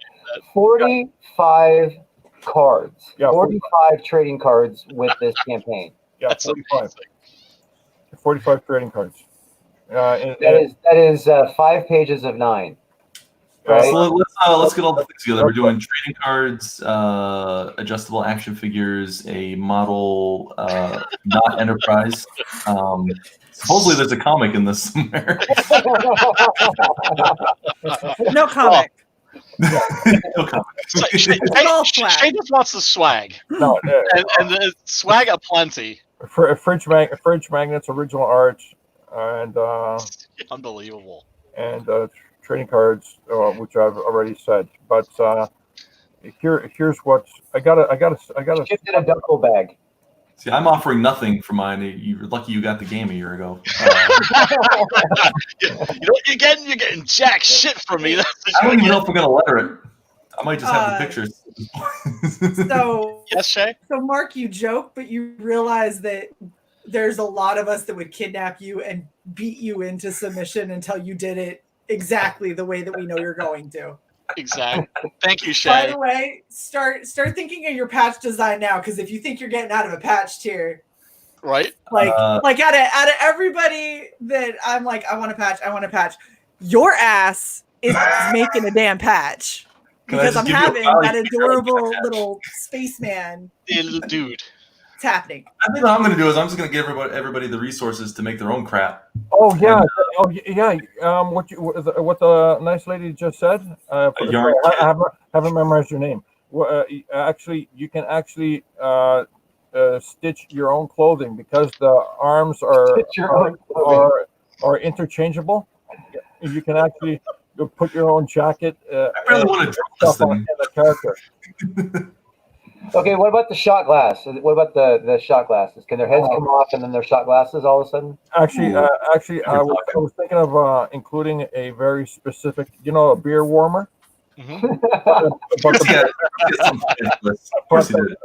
the beer warmer actually has wings, so you unclip the wings on either side, and they fold backwards, and they become like a handle. Oh man. Oh, badass, George! You are just next level. You never cease to blow our minds. Never cease to blow our freaking minds. This was a design I did, but the beer company, the craft beer company, went out of business, or they just stopped going in business. Mm-hmm. So I never had a chance to pitch them the concept. So I can actually take the beer warmer, or the thing that holds the beer. Yeah, and I can repurpose it into this campaign as a soft drink holder. Nice. Drew, we know Shay's on YouTube. She's right there. Okay, so wait, is this YouTube? some people are watching from Facebook. Why would you send the links going away from this channel to go look at her videos? And share my screen one more time, please. Because some we know people are smart enough to open in a new tab, Mark. I know there's something better out there than what's going on. Well, why would they go to my channel when they can talk to me here? Right. And then they can go to my channel after. Maybe they'd like to learn a little bit about you before they start talking to you. You know, some people like to be acquainted. I don't know how much you're going to find out about me on my channels besides I really like swag. You really do. Comics, and it's very opinionated. Who are you cosplaying as tonight? So I just got off with Graham Nolan for the Shanu, and I wanted to do the Shanu, but I couldn't get my hands on like a ghillie suit that I could paint white in time. So you just splashed your face with a butter knife? Yeah, so I'm a victim. At first I thought it was war paint. No. I have glue and fake blood scab shit on my face, and it's actually a little itchy. But yeah. Oh, did you use spirit gum? No, I used craft glue. Good. With spirit gum, man, you'd never get that shit off you. Yeah, you will with spirit gum remover. Exactly. Mm-hmm. Yeah, but if you don't have spirit gum remover, then you should never put spirit gum anywhere. Really glue my face. Oh my goodness. Curse you, Dick Smith. So what are you? So Shay, when I launch mine, what are you gonna do for mine? Are you gonna get a fishbowl and put it on your head? You joke. That was legit. One of the first thoughts. I was like, as long as I could breathe. Because I am so committed to you. You're the launch. Just they actually sell actual acrylic bowls. Don't tell her that. I want her to get a fish bowl. I have one in my closet. I actually bought two. One to play with, the other one to use as backup because I actually wanted to make an old retro. Yeah, I wanted to make an old retro helmet, and then I realized that there's like no oxygen in that environment.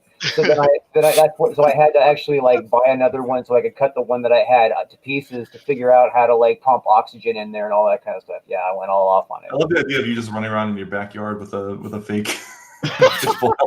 Pew pew. Well, you also have his like best friend who wears a high ponytail and is not in space. Yeah. So I could always be her. Yep. True. Fair enough. Yeah. I will be thoroughly disappointed if you decide to be the sister. Well, I'm gonna be thoroughly disappointed if you don't have a really badass patch for me to get as at least a stretch goal. Put some yarn in every package. You make your own. Yeah, no. Yarn. Crocheting kit. Mark. She's not asking you. She's telling you. Yeah, I'm fully aware of the threat, trying to de-escalate. My face looking like hers right now with the. This is your future, Mark. And my damn patches. Speaking of next level, Shay goes all out with the cosplay. The coolest thing she did was, why am I blanking on the name of the character? Oh, that's right, because the book isn't out yet. He did the invisible chick from Monster MD. Classes, Heidi from Monster MD. She made herself invisible. I did. So she just didn't stream? She did the stream. I did. So I did Heidi's sexy pinup. Ooh. So you guys got to see a lot of Heidi. Unfortunately, Heidi is an invisible woman. So which is the whole point. Yes. Yeah. I had like a little floating hat, and there was a bustier, and there was a real good necklace, but you couldn't see me. I'm telling you, folks, look that video up. It's astounding. Oh, let's have a link in the chat, please. That'd be awesome to check out. Seriously. Y'all need to see that. Yeah. I love the idea of you just like not being on camera when you're interviewing. That's the best part is I was on camera. I was talking the whole time. It's just that you couldn't see her. You saw like a hat bobble. So cool. That's awesome. Back in a sec, folks. Hey, wrench me up real quick and I'll put a link in. Yeah, that'll be easier than me hunting it down. I love these because Bruce is always distracted for like 90% of the streams. It's just him like doing this. I'm like me. I'm always he's managing between YouTube, Facebook. Yeah, I'm basically trying to like run the show on the tech side of things. Just some Like you were trying to play my game and like trying to be conversational at the same time. It's just running back and forth and getting killed. I got stuck in that spot, man. I've been stuck in that spot for a while. Yeah. Once you beat the first level, you don't need to play anymore. Wait for me to put a video up. I want to play, but somebody doesn't put it on Android. I know, right? Yeah, Apple doesn't do that. Somebody's got to get paid, and Android ain't paid. Okay, fair. You got a wrench now, Shay. Thank you. Posted it in the chat. The only thing I see is Delta TG asking catsup or ketchup. Ketchup. What is this? Catsup an actual thing? That's a thing, right? Yes. Like that's not ketchup, but there's a thing called catsup, right? It's still ketchup. Yeah, they just don't know how to spell. It's what I feed my cats in the evening. It's their supper. Ew. Like you running. Come get your cats up. It's catsup time. You yank out your ponytail. Check out. Okay, everybody, let's leave this stream for a moment and check out. Where did Brian go again? He just disappeared again. He's getting back. Yeah, he said he had to go. I think it's his mom. Oh, okay. So we're looking at like 100,000 trading cards here from George. Fantastic. And these are the cards from campaign 1 and campaign 2. The only gag in this photograph is, or this graphic is that the trading cards that are the team up trading cards, which you can see Captain Love 3 down from the left. Also, there's Cecil at bottom right, 2 over. Narwhal's center bottom. What else? Grayscale is bottom up 3 to the left, 2. And others. But others. And I've seen that.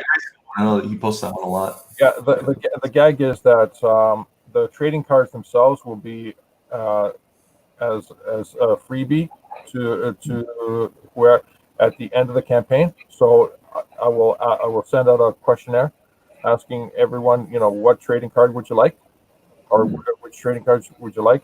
They're not part of the puzzle, but the thing is, I'm hiding an entire set of cards that don't appear in this illustration, because those cards specifically will have spoilers. Is that the good night? Am I seeing that?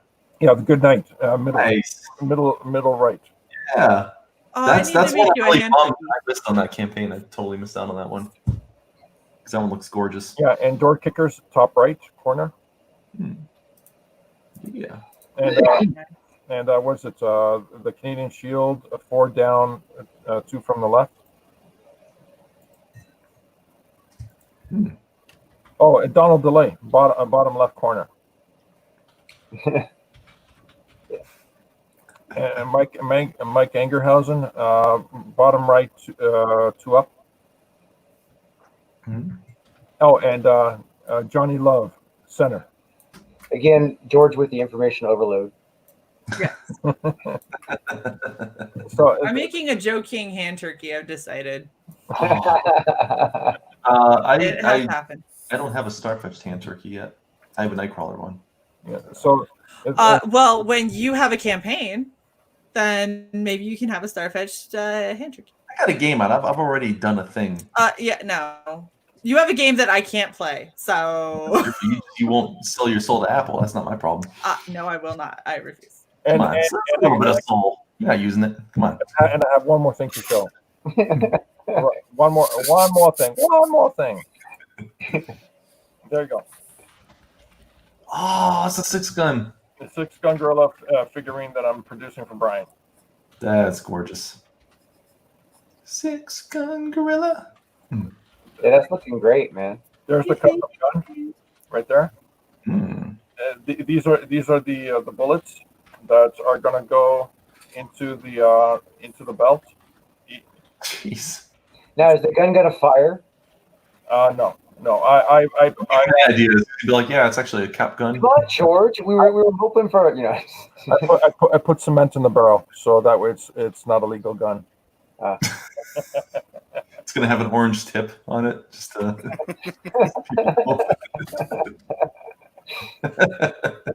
So the Gatling gun. Like I said, I found some free 3D files of Gatling guns. I'm gonna test a few of them out to see how good they are, and then I might modify them and have a magnetic. The arms will change. They'll come with a magnetic peg that goes into the center mass of the character, the shoulders, and you can have the gorilla holding a Gatling gun instead of 2 pistols as an option. Jeez. It looks great, man. Yeah. So can we zoom in on like the fur? How detailed is the fur right now? Oh, the fur's going to be very detailed. Can you put Brian's face on the gorilla? What's that? Can you put Brian's face on the gorilla? No, sir. I can't do that. Come on, hide it under the scarf there. Yeah, like maybe the face comes off with a magnet and Brian's face is underneath. This is like a little hidden Easter egg. Brian's face is somewhere on the gorilla. There, and here's the level of work, right? See this? You'll never see this because the poncho, whatever you call it, is draped over the character. Wait, does the poncho come off? No. It's going to be part of the topology. It's just that level of detail. I actually did the work. Let's move this out. I did the work like this. See, there's no reason you can't have Brian coming out of him like Quato from Total Recall. If anybody happens to lift up that scarf, Brian coming out like Total Recall that's just hilarious. There's the hat. Does the hat come off? Yeah, the hat. Why do you Does want everything to come off? Can you? I'm thinking about it, but I'm not sure how. Can we completely undress the gorilla for our own purposes? You're not allowed to undress him. I don't know. But I'm not sure how. I don't know why they call it the 6-gun. I'm not sure how this is going to be delivered. So right now, I think it's just going to be one solid figurine. Is that why they call him a 6-gun? Because saying he's got 1 million of them. Is this thing on? Ready for the borscht belt. I was trying to get him to put your face under the scarf, under the poncho, coming out of him like Quato. Oh God, this is just unbelievable. Next level, George. Next level. He's got a smirk right here. Nice. Wait a minute. The program's actually auto-saving right now. Give me a second. But let me show you what's really cool about this.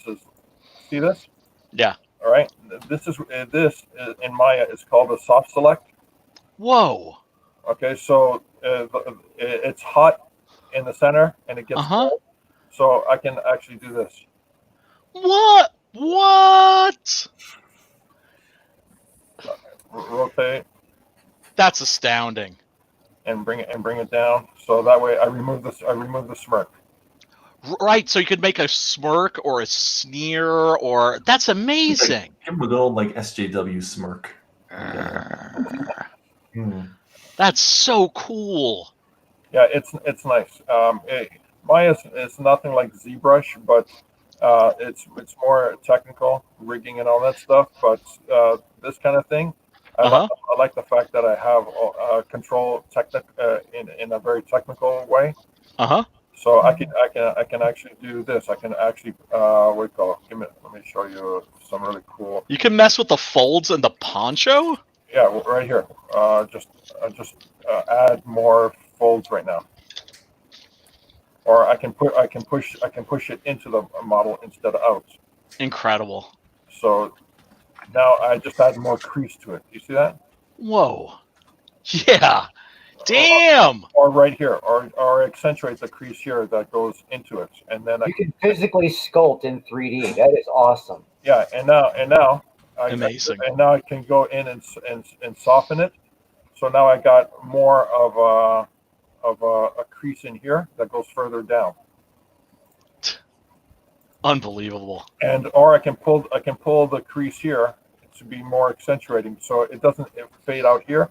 It goes all the way up here, so I can do something like this. And you know what's crazy about this? This technology, it's just going to keep going and getting more and more advanced, more and more quickly. There you go. You see that?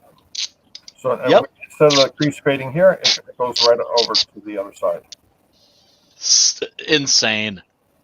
And the fur is actually just a very it's not really simple.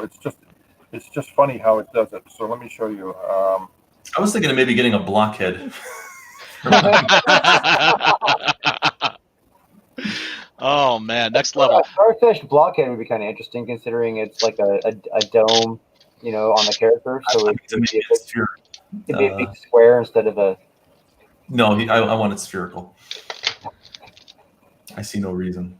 But so here it's like I just run the mouse over this area, and you see how it's pulling out. Mm-hmm. Like so. Whoa. So I do a fine brush. Yeah. With a little more power to it, and then I can actually create hair onto the topology. Unbelievable. What's up, buddy? What's up, Phil? Hey, Phil. Beautiful bastard. Lost Pages killing it. Mm. And in terms of adding little bump textures and stuff like that, that's just. Oh my god, are you peeling your scars off? It's just very simple. I was thinking she's trying to remove. Can we make Shay full screen real quick? Yeah, she's trying to remove those without removing part of her face with it. Yes. Oh, painful. Ouch. Ow. Just yank like a Band-Aid. No, because it's stretchy. Oh. Oh. The tears are real. Oh, man. Okay, now, folks, you see, Shay suffers for CG. Oh, shit. Okay. She suffers for CG. I decided I want you to paint the fish bowl on your face now with whatever that material is. It won't be blue. The whole face. Oh. Oh, that's brutal. Shay, can't you use something like nail polish remover or? Just use ketchup. I'm What are you not using doing? nail polish remover by my eyeball. Oh, Just use ketchup. dude, that's No, I got fake scab. She's Right. legit. But I She's use- legit, son. Yeah. YouTube quality is crap though. Nobody knows the difference. Just use ketchup. She would no, know. then I would She would smell know. like ketchup. And I take pictures and then post them on Instagram. Well, at least I try. Photoshop. I clearly watch too many horror movies because in my mind I'm like, what's the worst case scenario here? She starts pulling off this thing she's got glued to her head, and she pulls off her skin with her and leaves the exact same thing that she's just like. Oh God! I like the idea that she peels that off and underneath it is her next cosplay that she's doing. Oh my gosh! If I were that cool. At this point, it wouldn't shock us, Shay. It wouldn't shock us. Now I got to figure out how to make it happen. Right. Now it's a challenge. It's like Mission Impossible. Like she pulls it off and suddenly it's like the lost pages under there. Right. Crimson. And if it means, and if it softens your pain in any way, shape, or form, Shay, your copies of Six Gun Gorilla, the graphic novel, and Big Gun Down on their way. What you're describing would be appropriate for a masquerade cosplay, wouldn't it? Oh Christ! I'm sorry, but I'm getting a kick out of this. You sadistic MFer. This is the funniest crap I've seen. Don't put this shit really close to your eyeball. Oh, somebody please put this. I just want this on loop during your next stream. Oh, was that on your lip? Ow! This is like watching my kids try to feel like their mouth, like their with their dry skin on their mouth. Sister, what are you doing to yourself? Wait a minute, Killing CG yourself. ain't worth it. It ain't worth it. I know. This is because I love you guys. So what kind of glue is that? Or is that tape? She used Gorilla Glue, I think. No. So when you do this, if you're going to use glue instead of, like liquid latex, which I have somewhere around here, but I couldn't find. Yeah. Don't use this shit. You're supposed to use like the Elmer's glue, like the white glue and everything. Not Beacon 3-in-1 advanced craft glue. You need to go to a hospital. So you need to do. I know, right? Fast dry glue. It says warning flammable, skin and eye irritant. Oh, that's never a good sign. Don't use this. It hurts. Oh, You didn't read it first, did you? I read it as I was putting it on, and I went, I'm sure it'll be fine. Shay, hold on a sec. Run an ice cube along the area. Don't give her advice. Let her. It's too late. It's all off. Keep it going. Everything's gone now. At this point, that's not even the glue anymore. That's just the scars on her face from using the glue. This is what I look like when I don't do makeup, guys. Oh, God. Yeah, it's a horrible cat accident. I don't know. So, Drew, if you ever make another movie, if you make a horror movie, do not hire Shay as your makeup. Oh, man. Don't hire Shay without a budget. That's what it is. Right. If you hire Shay, give her a budget. I can make it work without one, but your actors aren't going to like you. Okay, we got a lot of people in CG who are legit, but how many people in CG are willing to tear their own faces off? Like physically mutilate themselves to sell like 3 copies of a book. It's insane. Hey, I think we sold 4. That makes it all worth it. Thank you. Gosh, now I feel like I'm dumb. No, we salute you. We salute your dedication, Shay. We salute you. Staple of Comicsgate. Seriously. A staple, if you will. Legit. You can take me off full screen now. None of this is Don't. entertaining. Mark's so sadistic. Oh, you guys are the worst. Oh, Christ. Ooh. Oh, that was a good one. Yeah, You got a good chunk off that one. hurt. I keep thinking it's gonna just like peel off, like when you're pulling like sunburn. Like you use big chunks, but it's like more like string cheese. Yeah. And that cheese might be her skin. I don't know for sure. I'm pretty sure she's pulling off part of her face here. Well, I'm noticing that there's a real red good exfoliant.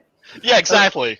So she pulls the scab off, and there's still like red under it, and I'm like, I think her skin is just scarred. No, so here's the fun part about this scab stuff: is it stains really bad, and I have work tomorrow in you. Oh. So everybody's gonna think that you were. My face Well, you're allowed to look a little badass for work, right? Like that's kind of. Yeah, everybody's gonna think that she's been mauled by like a rabid like badger or a raccoon or something. I'm gonna cut. So this part is probably not coming off real well. I can probably get most of this, but this will be there, and then I'll go in. They'll be like, "What happened to your mouth?" Be like, if the rest of it's not coming off, I suggest if the mouth part's not coming off, I suggest you keep the rest of it. Otherwise, you're gonna feel like nice herpes. Can you This is also why maximum like full coverage fucking foundation is amazing. Drew, we can take her off full screen. I think she's suffering enough. Yes. We can. I can share some of my. I didn't show any of my comic tonight. If you want to share some of that. Yeah, give me a share screen and I'll pop it up. Okay, so as an example, we're seeing is the actual gun merged with the hand. So it's one piece of one piece for the gun hand. For modeling and printing. And thank you so much for doing this, George. You are true CG to the bone. Well, I mean, it took me 6 months to convince you. Are you willing to tear your face off for CG? That's the real question. That's the true test. Man, astounding. You could tear yours off, I guess. I'll pass. I love y'all, but not that much. Oh, shit, I think I took out part of my eyebrow. Oh no! God, not the eyebrows. No, you went over the eyebrows. All right, Mark, you ready here? We're gonna share your stream, and we'll come back to it in a minute. Oh no, I'm done my presentation. Thank you so much. Thank you so much, George. You're amazing, brother. Yeah, George, that's beautiful stuff. By the way, I always keep on my desktop. It remains on my desktop. I keep the next one. Yay! Oh, badass. That is the first hand turkey that has been done by Shay. Also, my turkey. Shay popped my stream cherry. I never live streamed before until Shay. So. Oh, that's awesome. And your dog my first love down there. My first YouTube love. I just take stream virginity left and right. Yeah. She was gentle. She was gentle. For a while. It wasn't like watching her peel that stuff off her face. That's for sure. Yeah. A gentle YouTube lover. Oh man. Man, Mark, I have always dug your art from the first time I saw it, man. You have a completely unique feel to what you're doing here, and it is just amazing. It is terrific. Oh, thank you, man. I agree. I've been bugging Mark about making a comic since I first saw it. One catch. Shay, I bust his balls probably more than I bust yours over like when are you gonna have your campaign? When are you gonna launch, brother? When are you gonna launch? She's kinder about it. unless it involves a patch, then she's gets a little aggressive. Yeah, when you start telling me you're not going to do a patch, then I get upset. But like a patch, I'll chop your balls off. Like, oh, geez. Yes. But like Drew was saying, there's something just really charming and heartfelt about your art. It's just beautiful. Well, thank you. I mean, it's for my kid, so that's where the heartfelt comes from. So to give a little rundown about it, it's basically the idea came up when our firstborn was born in 2012. Like, oh man, please get the date right. We were thinking of names for him, and one of the names we came up with, this is what we named him, but Reese, and the other one was Randall. And when I said them together, it sounded like an old school 50s sci-fi hero, it does. Flash Gordon. Reese Randall. So I started doodling him as a little space adventurer, and so that's where this whole thing started. So the plot is it's based on Twinkle Twinkle Little Star. He sees a star in space one night, and he wants to know what it is. And he's kind of a boy genius, and so he goes and with his big sister Lily, they build a cardboard spaceship. That's Lily right there.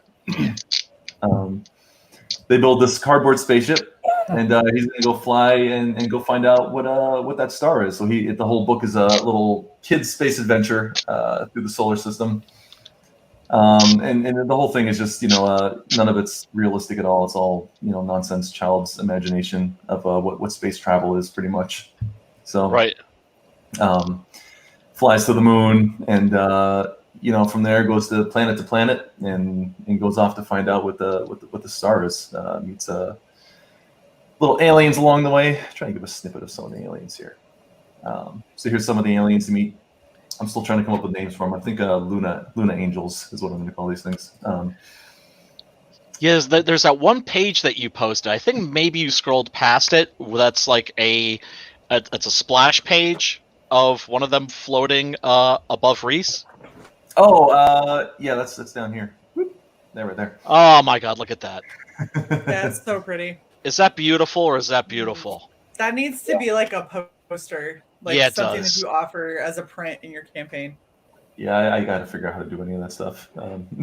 Oh, don't worry. Don't worry. That's the reason I'm waiting until it's done to watch. CG got your back. CG got your Mark, back. you don't have resources, right, at all? Mark, I have those resources right at the fingertips, right?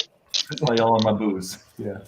I will be reaching out to you guys because I'm going to have a lot of questions. I'm actually doing something that hopefully by the time Mark is ready to launch a campaign will be helpful. And the next little bit, I'm filming small little snippets of the things that I end up saying the most often to creators about ways that they could make their campaigns better, their Indiegogos better, marketing, all that kind of stuff. So I'm going to condense them down into 10 to 15 minute videos, and they're going to be called Valkyries and Mead, and it's going to be me with a giant ass fucking beard, hanging out in a pub and giving some advice while a little bit tipsy. Hell yeah!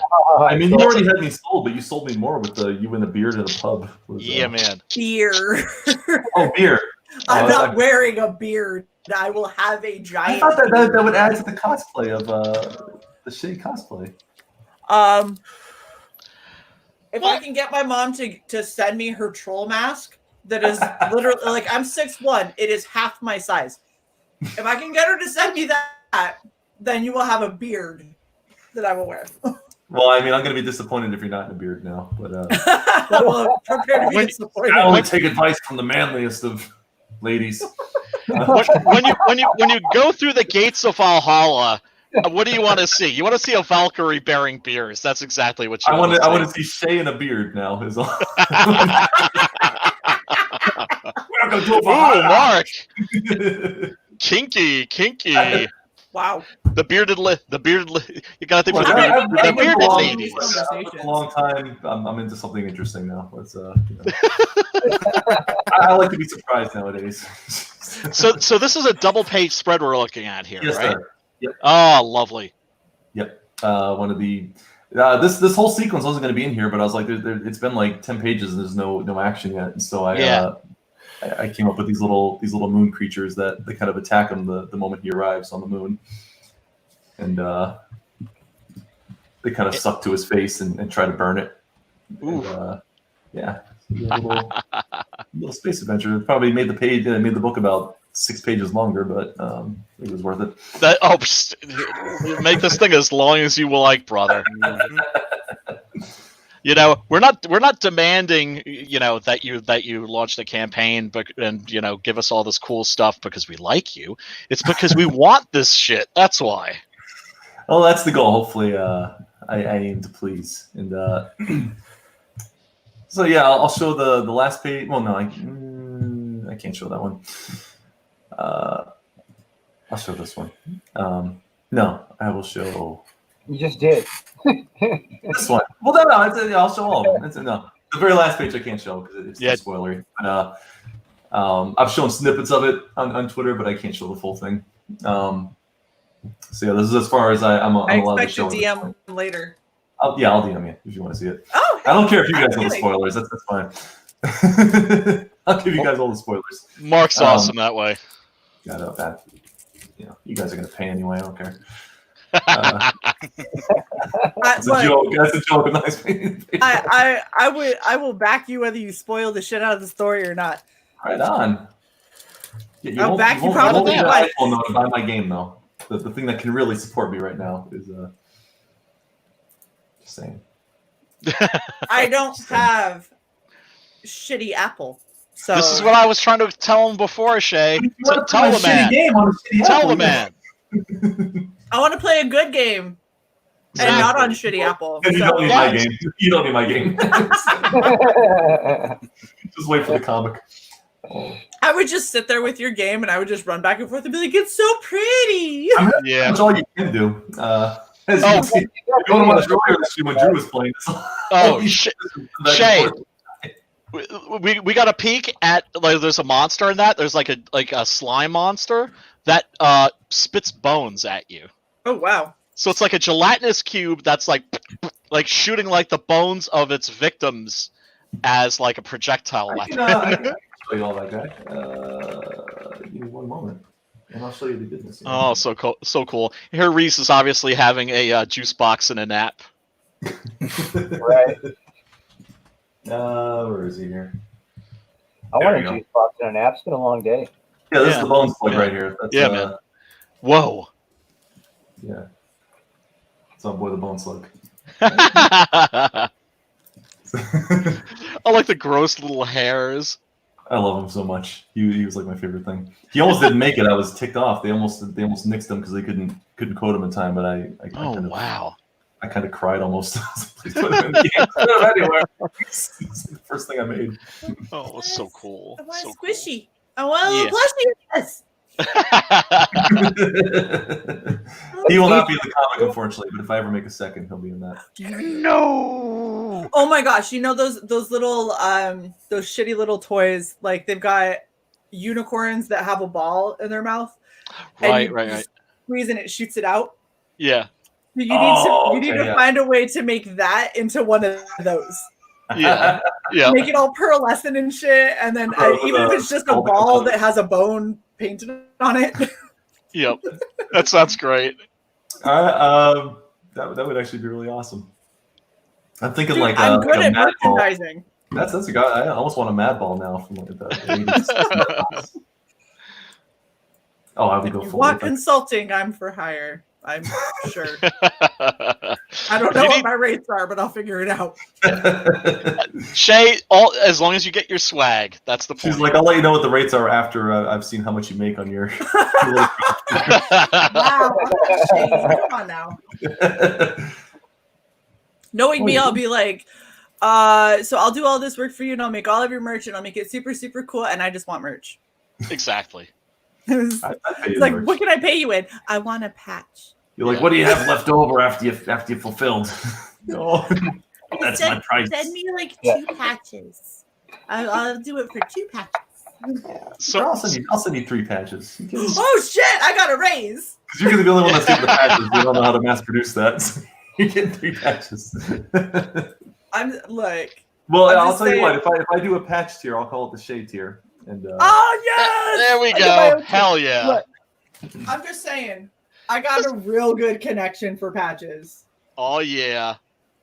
Oh, that's badass. That is nice. Badass. Yeah, and they were the like. First off, it's an exact replica. Like every single feather, everything. That's in my actual logo, and then they did sublimation dye to get the gradient. So they're really, really good. And then they were like, yeah, we can reproduce that at 5 inches. And I think that if I got like 200 of them, it was going to be like $2.30 ish a patch. I was like, well, when I have a campaign, there will be a Red Valkyrie patch. Which hopefully we will see sometime this year. 2021. May 20. Wait, I'm sorry. What, May 21? Are we getting? Is there a Red Valkyrie? In 2021, I'm hoping to launch either my horror anthology or my graphic novel that I don't know that anyone's going to want. That's all about mental health, but it's a really interesting way to tell the story. I would want it. I would definitely check that out. Yeah. There's actually a comic about bipolar disorder that I read that's absolutely brilliant. I'm blanking on the name, but it's on my bookshelf over there. So yeah, well, if it's over there, go get it. Let's see it. Yeah, let me see if I can find that. Actually, it's really quite brilliant. I feel like I'm bossing Brian around. Yes, boss. Why don't you go get it? It's right there. Get out of the chair. What are you drawing, Sam? I'm working on that. We just made on the story of that. Yeah. 10 sketch cards in the last 20 minutes. And, I was just going to say, Simon volunteered. I did lay out 5 pages right now. So. Oh, man. Can you show any? Always industrious. Nope. Come on. Can you show us a panel? Give me a panel. One panel? I was going to say that's Shay. Simon volunteers to do a story for your anthology. What? Does he? He'll make it right now, before the stream's over. Oh yeah, it's called Float. Float. And actually, this is about. Yes. Let's see. Oh yeah, well this is Float, which is actually not about bipolar disorder. This is about anxiety. Oh, nice. And it's by Howie Noel. Yeah, folks, check this out. It's really, really good. You can get it from his website. Oh wait, Sam, your ad. Did you click that up? I saw it, and I was about to click it, and you took it away. Yeah, I kind of hesitated of showing it. Simon Art, new Simon Just one Art. Panel, come on. Yeah, come on, brother. I'll give us a piece. You sexy motherfucker. That's wow.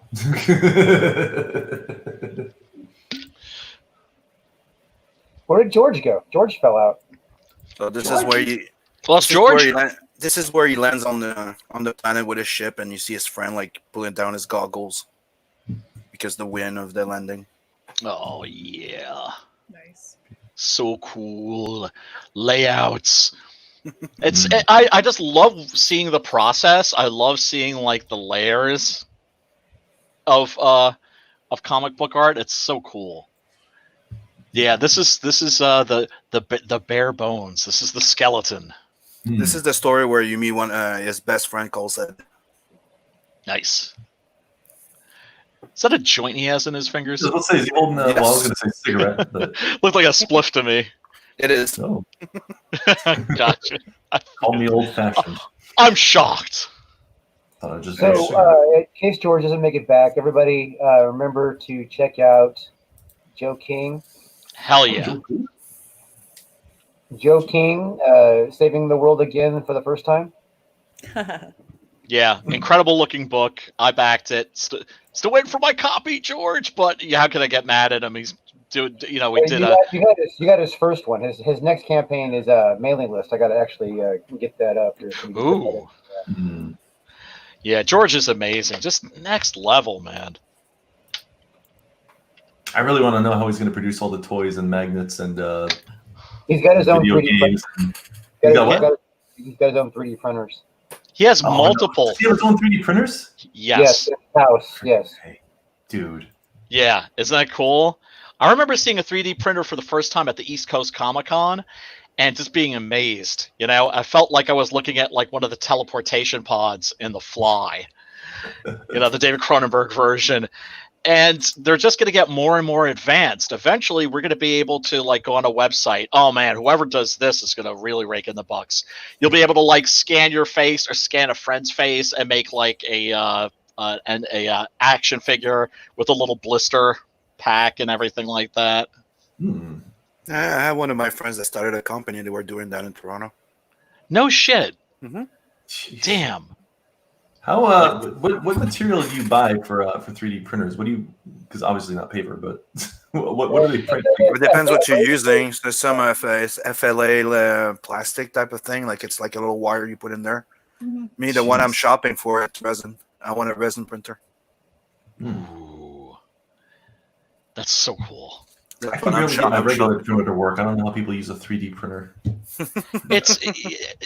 I mean, it blows my mind. The fact that like he's designing the 6-gun figurine, so he could like yank the arms are connected by magnets, so he can yank the arms off and replace the 6 guns with the friggin' Gatling.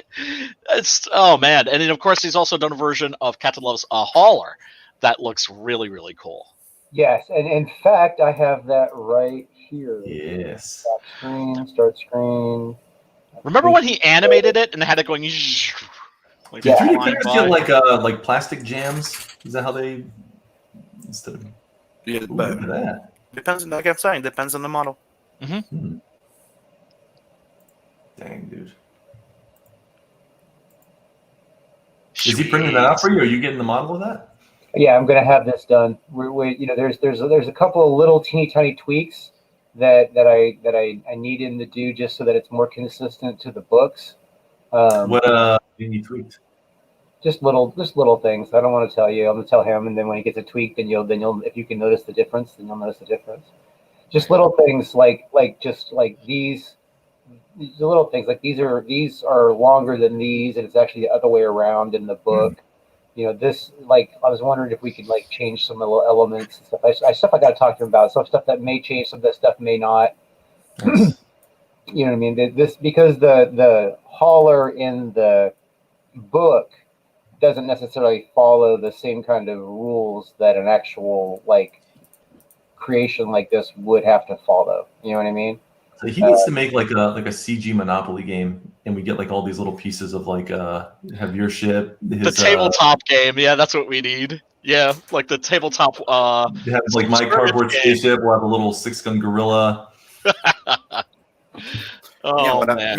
I want to print some Warhammer type of characters on my stuff. Oh, without a doubt. Just a bit bigger. CGRPG game. I'm lucky because somebody already made one of mine. That thing is awesome. Give me that. Yeah, isn't that cool? Yeah, it's from Reaper Minis. He's called, I think, Cactus Joe or something like that. Oh, to give it like a knockoff name. Yeah. But but if you look closely, he's got the hat and everything. Monkey. That's my version of the character. So that's awesome. Yeah. I'm gonna sue them. No, never. Do it.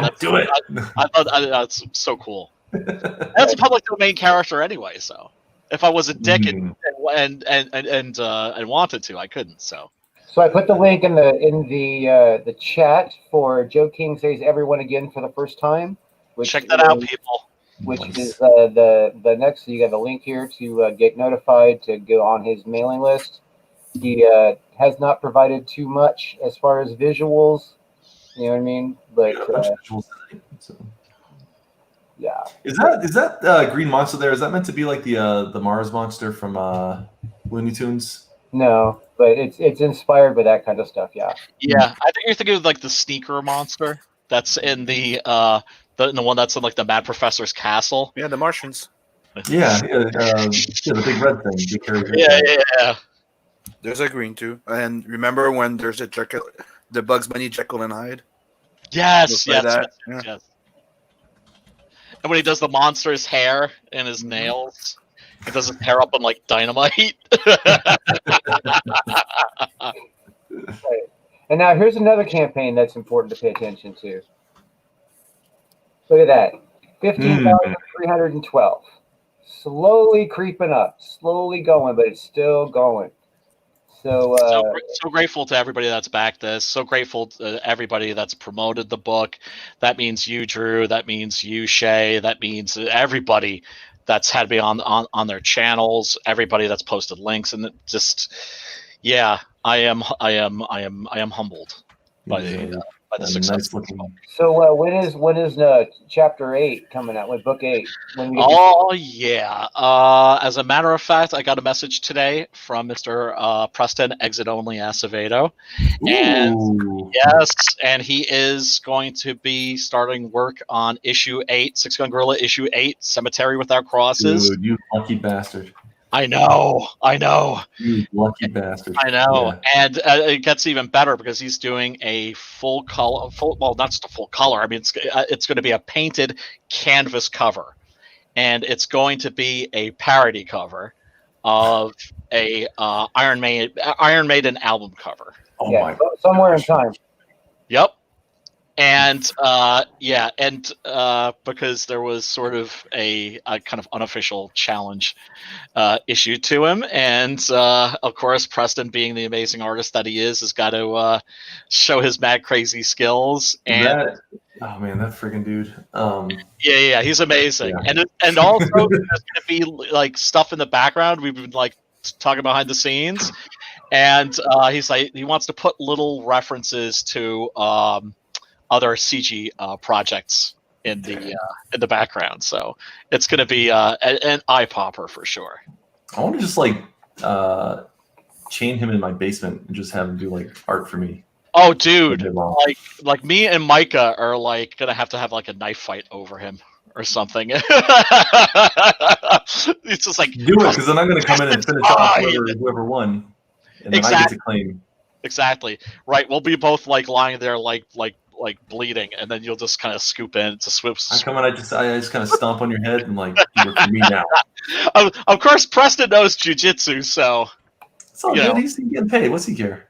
But if you trank him like with a trank dart, like from a distance, I need him in good condition. Then you knock him out, then you chain him up in the basement and tell him to. No, I'm not going to lure him with like a sack of ones or something. Just like. Oh man! Yeah, man. So I mean, this campaign has done so good. It's done like almost exactly twice what the first campaign did. Books are going out. Like I said, Shay, yours is going to be in the mail probably tomorrow, and people are getting their books, and they love the new issue, and of course they love the trade paperback. You can buy them separately, or you can buy them together. I knocked $5 off the price, and check it out. Yep, very, very cool. So I'm very excited for that. Not familiar with Six Gun Gorilla, you should watch one of the many times that we have done this. What I'm about to do right now. Oh, you know what? I didn't click the. Damn it. What are you trying to do? Play the trailer? Yeah, I was gonna play the trailer and I clicked it in the wrong area. I love that trailer. It turned out so sweet. I can't hear it, so I'm thinking I didn't click the box. No, you did not. It's all good. Well, I lost the element of surprise. That's for sure. It's all good, brother. We've all heard the story. Your book, Six Gun Gorilla, is excellent. Six Gun Gorilla, awesome. Awesome comic book.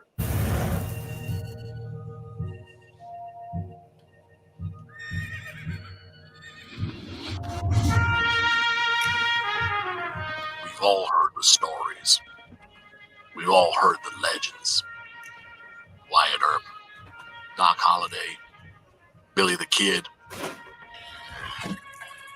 But there's a secret history to the Old West. One that seems too strange to be true, but, well, we all know what they say about the truth.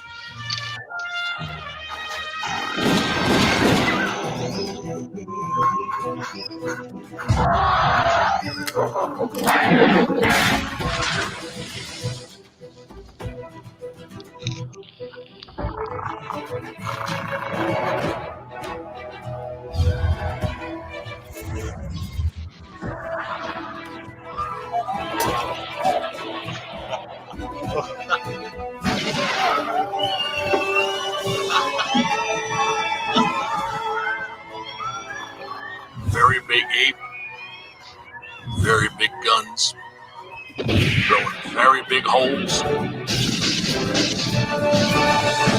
very bad people. I think the world is finally ready to hear the story of the strangest, the most startling Western hero of them all.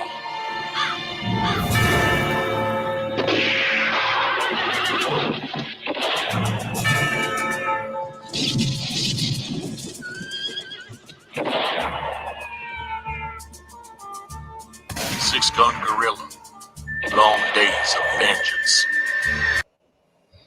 That's me doing my best Sam Elliott impression, which isn't that great, but I tried my level best. Is that you? That's you talking? Yeah. Nice. Yeah, and every gunshot that you hear is taken directly from a Sergio Leone Western.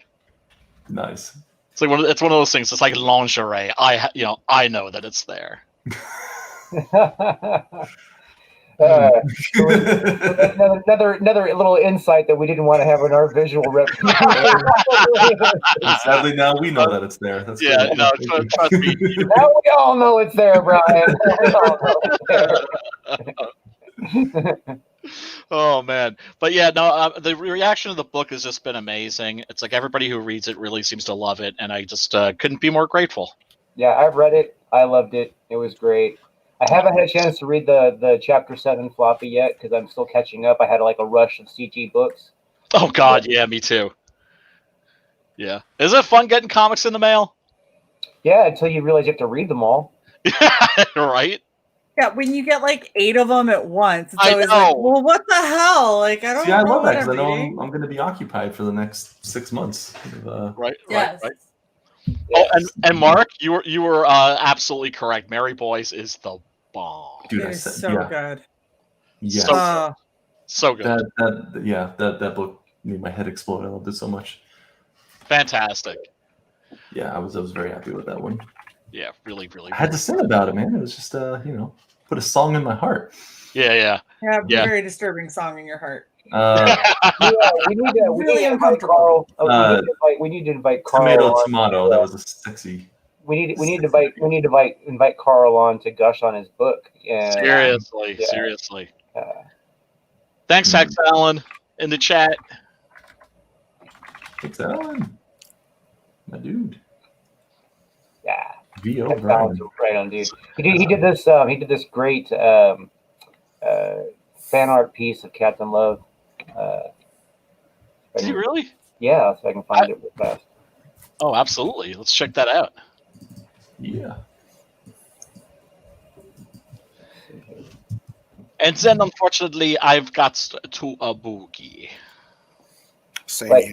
Like pick it out of your nose and share it? You know what you're talking about? No, not that kind of boogie. Ooh, what you got there, Shay? Oh. Black Flag 1, 4, and the very little known Powerpuff Girls issue 2 that Dan Frega did the pencils on. No, he did a Powerpuff Girls. Yeah. So here's the funny thing. Why didn't I know that when I was doing the rap battle stuff? That would have been great. Seriously. We had him on the Powerpuff Girls of CG, and before we go live, he's like, hey guys, check it out. And he brings up the digital version of this, and he was like, oh look, everybody's in love, and everybody's so happy, and blah blah blah. And he's like, the boy likes Buttercup, and then he's like, oh wait, what's this? What does that say? Oh, that says pencils by Dan Frega. Oh hell yeah! I wish I knew that. I would have destroyed him. Do that. I know, ammunition. That was your secret weapon right there. Unfortunately, it didn't happen. You know what? I'm gonna have to restart the beef over that one now. I agree.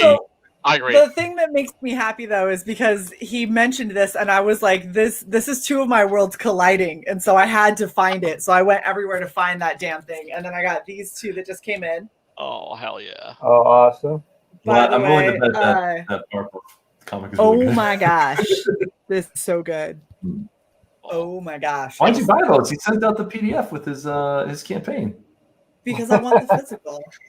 Yeah, I like. Do you even collect comics? What is wrong with you? I do, but if I get a free PDF of a bunch of comics I don't want to spend money on I have eBay. the free PDF, and it sat there, and then these came from Amazon. And you can print the PDF. Print the PDF, get a stapler, boom. You got an original Dan Frega piece. Oh man, I you heard me, Frega. I knew. That's what I'm saying. I'm smelling like a new beef simmering here. He should be paying you for going out and finding those. After, look, no, that was the best part. Is I was like, Dan, I got goodies, and I sent him a picture of issue 1 and the Powerpuff Girls one. And they were side by side, and I sent it to him, and he goes, "No way, you found the Powerpuff Girls one!" I was like, "Dan, issue 1." And he was like, "Yeah. You found Powerpuff Girls?" I was like, "Yes." I just finished up my piece for his 0.5 comic that he's putting out with his. Heck yeah! This is the fan art that Hex Allen did. Beautiful. Oh dang! Oh sweet. Oh nice. That's I love that gun, by the way. That's really good. Yeah, man. Dude, Hex. That's badass. Mad crazy skills. Shoot, Hex, right on, buddy. So cool. Yeah. Damn. Old Day Comics is back. What's up, Phil? He's like a firefly if you miss it. Nice job, X. I'm like running around there with a jar. I gotta go. I need to go. Simon, see you tomorrow for the Meta Barons thing that we're doing. Yep, tomorrow's the Meta Baron show at 5 p.m. Eastern. Hell yeah! Everybody check that out. You got that's on your channel, right, Sim? Yes, it is. All right. And Simon will school y'all on the awesomeness. And the week after, we're covering Metal Hurlant, Heavy Metal Magazine. So. Oh, I'm busting my copies out. All right, Simon, much love. Drew, much love. Shay, much love. Yeah, we're gonna call it a stream anyway because we've been going 2.5 hours. I just realized looking at the time, it's been that fun we forgot. But Shay, thank you for coming so much and hanging out with us. Mark, you're always welcome. You guys are always welcome on the show. Simon, go feed yourself. And Brian, before you run off, Brian, hang out just for a minute. Okay. All right. And we're into the broadcast. All right. Everybody, thank you for coming. Make sure you subscribe.